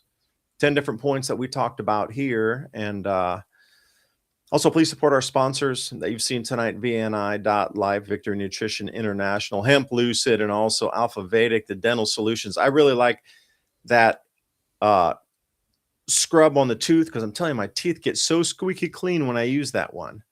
Like the natural toothpaste with the rock salt in it, and it's just like squeaky. You could feel squeaky clean, literally squeaky clean. So I really love the products that we're talking about here. And we appreciate you coming to spend your valuable time every single week. And thank you for everybody new that's listening right here. Civilizationcycle.com. We will send you the show notes out. 10 bullet points of what we talked about. Ransom, send us out anything else to speak about this evening. Sign us off, man. We got 1 minute. I was just thinking, that one topic we didn't show here was the fears of the mega quake that Japan's been talking about, because they've had a 7.5 and then a 6.7 a little while ago. But they're fearing this mega quake. And I was watching this broadcaster over there talking about that. They think that that's what the Chinese are waiting for with Taiwan. They want Japan in disarray, and then they'll just do it. And they think that they'll just accomplish it and we'll back off.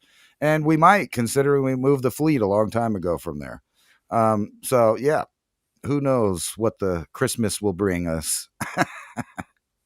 Good tidings and Spanish doubloons in everybody's stockings. Gold doubloons coming your way.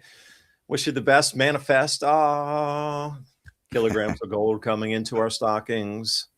That's the way we need to think. Forget this silliness that they're trying to get you into a scarcity mindset. This is going to be an abundant period for those people ready. So do appreciate you listening to us. Smash that like and subscribe button. Share with your friends and family. Share the videos out. Tell other new people to come on and